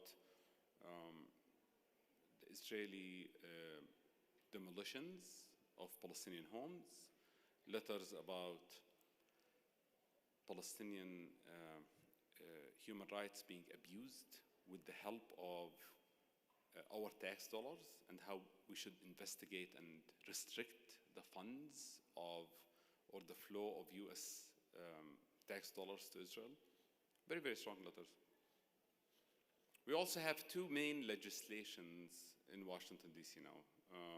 There is one bill that was introduced by Congresswoman, Chairwoman now, Betty McCollum. It's a very strong legislation that would restrict funding many of Israel's illegal activities in the occupied Palestinian territory, including imprisoning children and home demolitions and some other activities. That legislation has 30 co-sponsors to it to date, which is a very good number for working on Israel-Palestine. The other legislation is a new development. It's a new bill that was introduced by Congressman Andy Levin this year. It's not as aligned with our politics. It has 38 members of Congress there. It also has some calls for restriction of US aid to Israel when it comes to annexation or to home demolition and some other items. So there is some actual movement in Congress. We have a group of core members of Congress who are willing to say no to funding Israel under any circumstances. These are members of Congress who understand the United States' responsibility in funding and aiding illegal acts by Israel.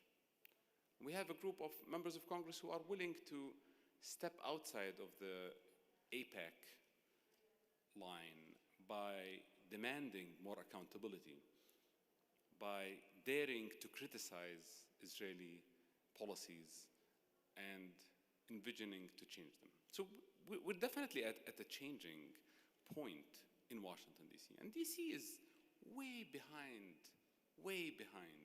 when you compare Washington, D.C. to where the United States is as a country. D.C. is a few years behind. The change comes from outside of D.C. The change will never come from D.C. The change will always come from outside of D.C. And we saw how public opinion change shifted over the course of 10 or 15 years, shifted and affected how Israel and Palestine had become a partisan issue. Back in the day, around 9/11, support for Israel was almost the same among Democrats and Republicans. It was not a partisan issue. Now in 2021, Palestine and Palestinian rights have become a very partisan issue. There is a good majority of Democrats, especially younger Democrats, who are very critical of Israel's crimes and who are pushing for a better role for the United States instead of the current situation. And I think that is where we stand. In DC, our collective mission, our collective movement in DC is not saying, let's send more weapons to Palestinians to fight and bomb Israel. That's not our messaging. Our messaging is to say the United States has been a part of the problem. And the first step to help is to stop the blank check policy to Israel. And we've been saying this over and over again. Stop the blank check policies to Israel. We have $3.8 billion of our tax dollars that go to Israel every year with absolutely no checks and balances. it's contrary to US law to give money to anyone if they're using that money to abuse human rights. But we do it over and over and over again. And I think a part of this is the shift of public opinion, and a part of it is, like Aya said, it is the shift of representation. Having Palestinian-led spaces is important. Having Palestinian-led organizations, like AMP, is very, very important. Having members of Congress who are Palestinian, like Rashida, is important. And of course, having Palestinian candidates, like we will hear later from Huwaida, is also extremely important. And you are a part of this. This is not happening in Washington, D.C., divorced from what's going on in the rest of the country, because every one of you helps with this. Every one of you takes a role, an important role, in calling Congress.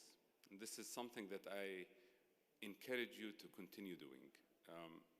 Contact Congress very regularly, build personal relationships with your members of Congress in the district, because that makes a huge difference moving forward. Every one of you is involved in supporting political candidates, and that is something that we should all be doing. Donating and giving money and giving support and giving and volunteering and helping with advocacy groups or with political candidates. It's extremely important to help us move the narrative on Palestinian rights in Washington, D.C. And the last thing I want to mention, in addition to these two things, is also continuing our engagement with other causes. Palestine doesn't operate in a bubble. In the last few years, we saw how Palestine has become a black issue in the US. African Americans who took to the streets to chant Black Lives Matter also chanted Free Palestine. And we do the same. Palestinians who go down in the streets chanting Free Palestine should and must continue to advocate for racial equity in the United States. Be connected with our communities here, because we're not just talking about something happening out there. Palestine is not something happening out there. Palestine is a US issue. It's a black issue. It's a Latino issue. It's an LGBT issue. It's an issue that we have worked to work on here in the United States with all of the other communities that we overlap. I know many of you do these things. I encourage you to continue doing this kind of intersectional work with our allies, with other groups, interfaith organizations, with Christian and Jewish groups that we work with very closely, with social justice organizations that we work with all the time. This is how we do it. This is how we build our base stronger and stronger. This is how we continue to win the moral battle. Because we're not advocating on behalf of Palestine, because we're only Palestinian and we're advocating for our team. That's not what's happening. It's not just us advocating on behalf of our distant cousins. That's not what's happening. We have a moral battle here. It's a battle that is happening in Palestine. It's also happening in Saudi Arabia. It's happening in Syria. It's happening in Egypt. It's happening in every other place around the region. It's happening here in our country, in the United States, in our backyard, with our neighbors fighting for their liberation. So I think that, like, in addition to the political shift in Washington, D.C., I would say our shift is looking at Palestine as one of many of these issues. Let me stop here. I know that everyone is excited to hear from Huwaida. I appreciate everyone showing up today, and I would love to also talk to you after the event and continue your engagement, continue sending those emails, following up on what Aya says, follow her instructions. She knows what she's doing. And hopefully I will see you here next year with even better news than the ones that we have this year. Thank you.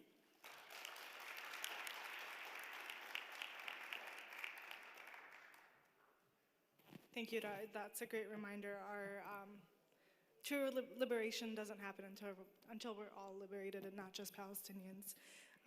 Next up, we have Huwaida Araf. I know that she was recently introduced on stage, but it's too big of an honor for me to pass on, so I get to introduce her again. Huwaida Araf is a Palestinian-American human rights attorney and longtime activist. She's a co-founder of the International Solidarity Movement, former chairperson of the Free Gaza movement. That is when they also organized boats to Gaza, and that included the 2010 flotilla, Freedom Flotilla, which was lethally attacked by Israeli forces to confront and challenge Israel's illegal blockade. She's currently a candidate for Congress in Michigan, and we're really excited to see her continue to use her platform and to continue to make us proud. Thank you. Hi everyone, assalamu alaikum. So this is a really important panel. I don't see as many people here as at our last panel, and I'm hoping that's because you are all seasoned lobbyists. I'm gonna start by telling you a little bit about where I started. I wasn't as political as I growing up, but I do remember one thing that stands out in my head. My parents came here to this country when my mom was like 9 months pregnant with me, and I'm the oldest of 5 children, so they are not refugees.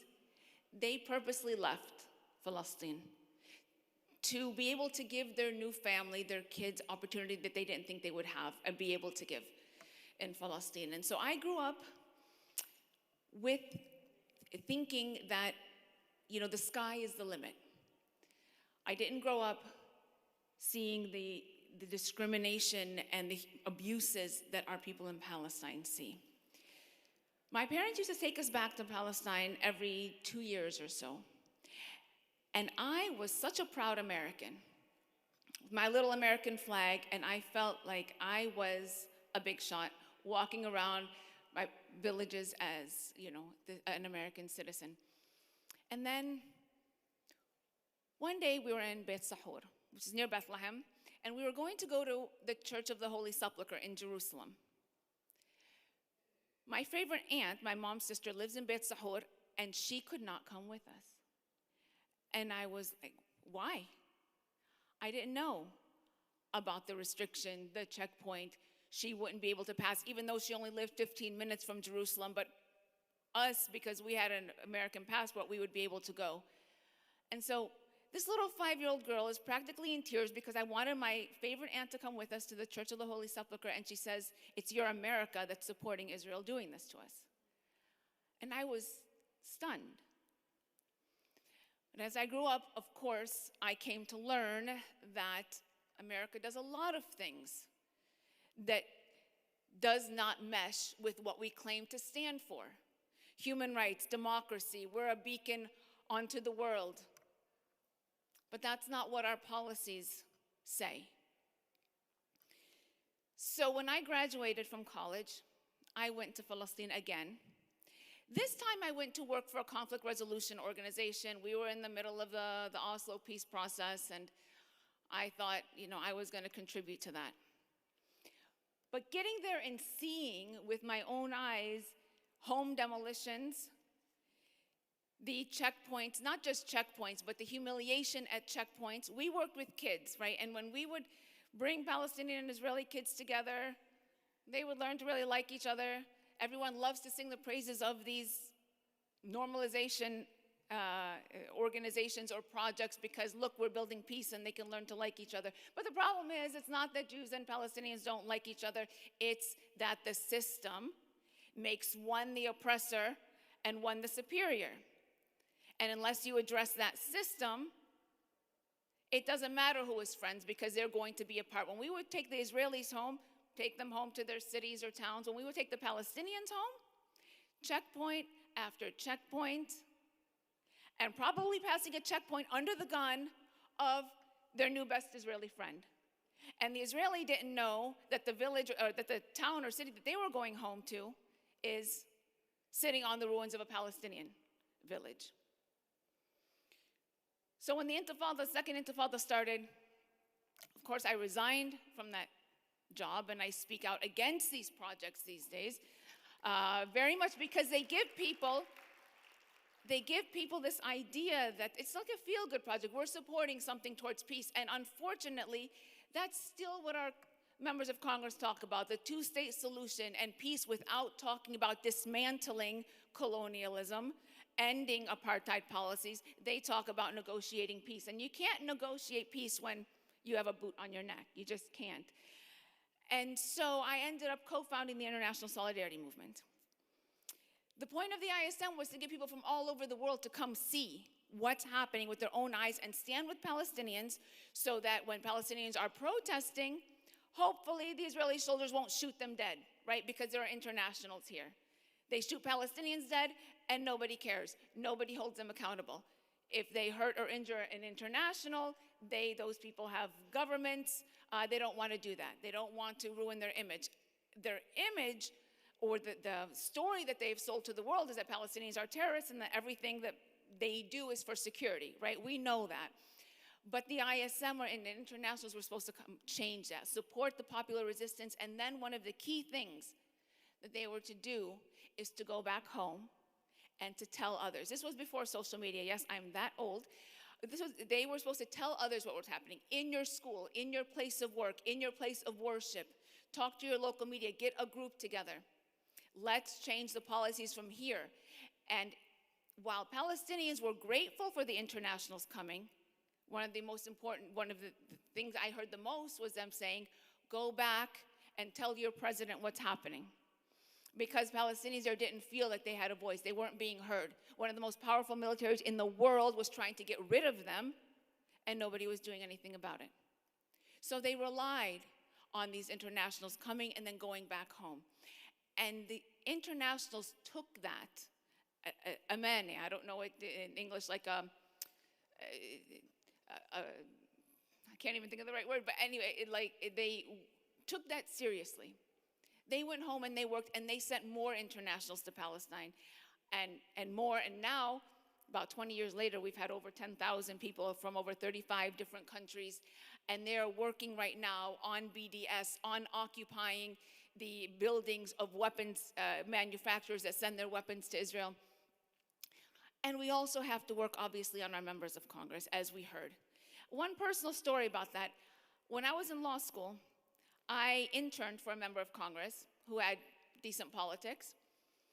And his legislative aide for foreign policy, one day I was in class, and she calls me. She's like, Huwaida, I need some talking points. AIPAC is trying to pass this resolution, and the congressman wants to at least speak against it. We're not going to stop it, but he wants to at least speak against it.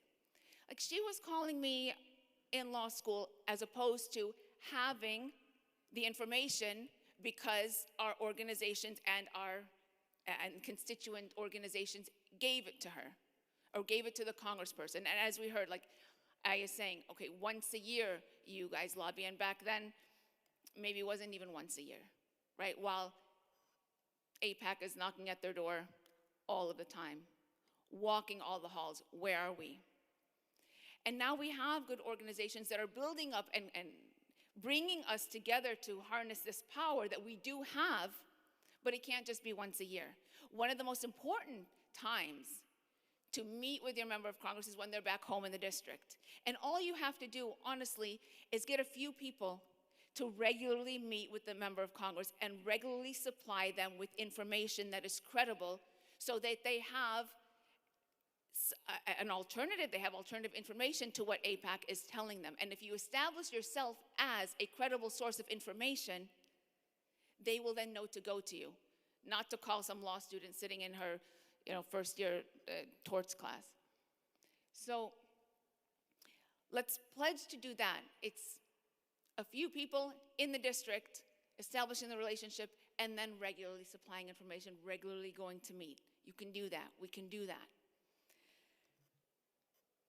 And another thing that we can do, and we are doing, and I'm really proud to see it, especially amongst our young students, not just students, but our young people, is being active in building coalitions with other groups that are also oppressed and marginalized. We did hear that, and we know that Palestinians were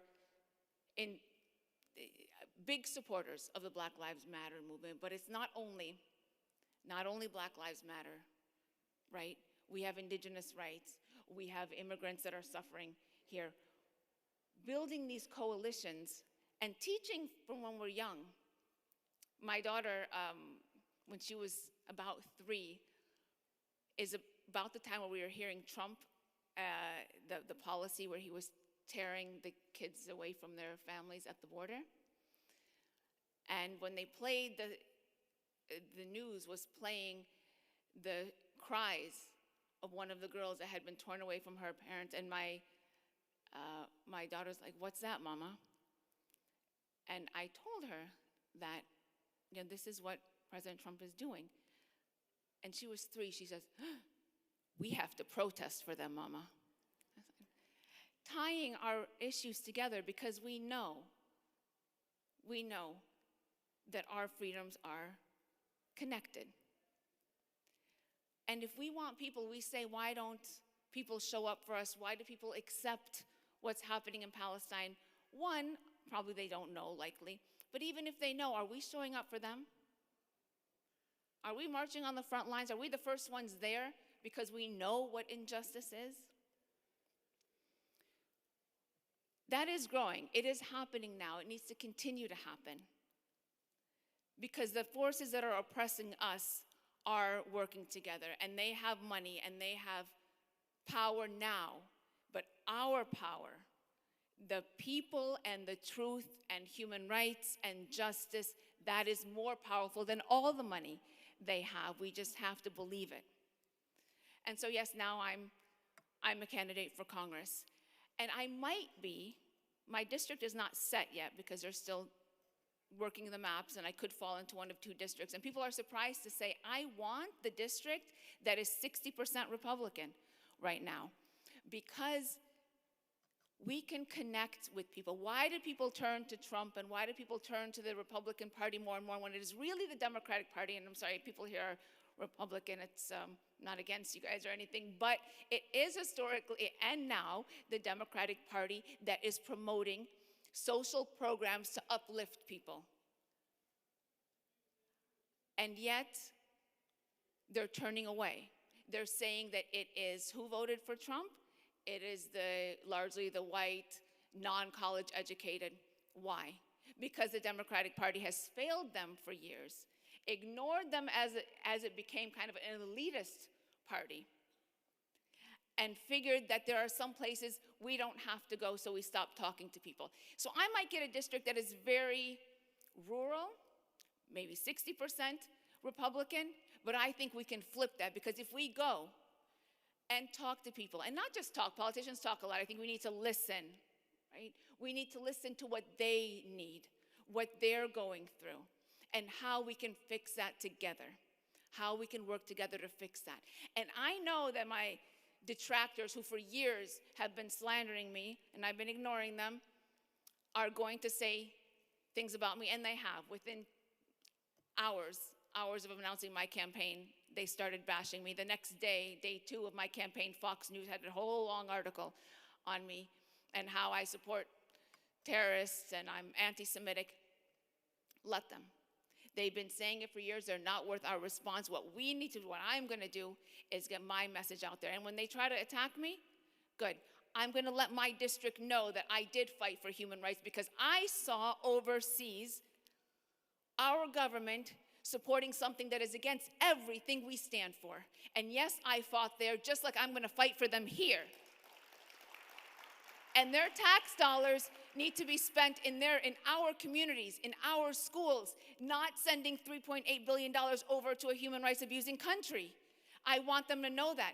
That is not going to be one of my platforms, right? I'm not going to talk about Palestine. I'm going to talk about the issues that affect my community. But when they attack me, that is when I'm going to say, yes.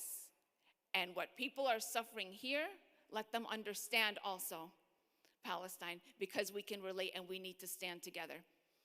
So I'm not backing down from anything that I've done to run for office. I don't need to sanitize what I have said or what I'm going to say, because I've always spoken up for human rights and justice. And that's what we need to continue doing. So one of the first things I told my campaign manager is, I am not scrubbing my social media. I am not going to be talking about peace and two-state solution. I'm going to be saying what needs to be said. And I look forward to this campaign. And what I'm saying is,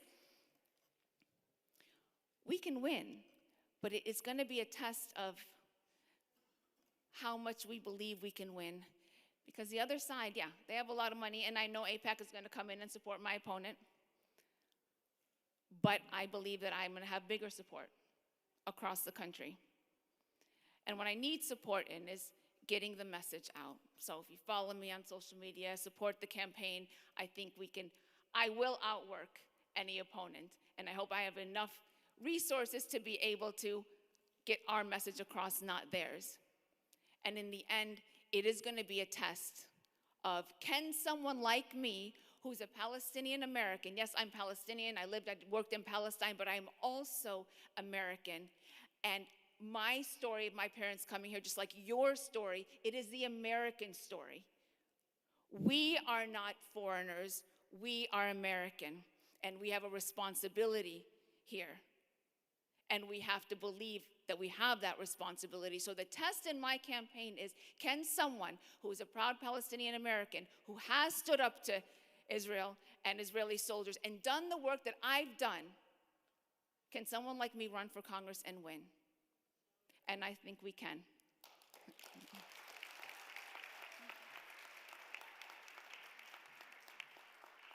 Thank you, Huwaida, and thank you for being a great example of what it looks like to be fearless and use your voice at every opportunity. As we've seen today, and as our speakers have kind of spoken about over and over again here in multiple examples, is that we've come a long way, and we have a long way to go, but every one of us here can be part of changing the narrative, and every one of us has the power to be an agent of change. Your voice matters, and our movement relies on you using it. The road to a free Palestine requires us to be fearless, and it requires us to be outspoken. So continue to organize and continue to advocate until we reach liberation. Thank you again for attending today. I do have two quick announcements to make. The first one is really exciting. It's that our registration for our next conference is actually officially open, and it's only $20 right now for all of our attendees for this year. So you can make your way up to where you checked in to register for next year, or you can go online on PalestineConvention.org and register for $20 this year. So that's my first one, and then my second one is that we will be praying Maghrib right after this session wraps up, which is right now. And so please make your way out to the International Ballroom so that we can pray Jama'ah. Thank you so much again, and thank you to our speakers for joining us today.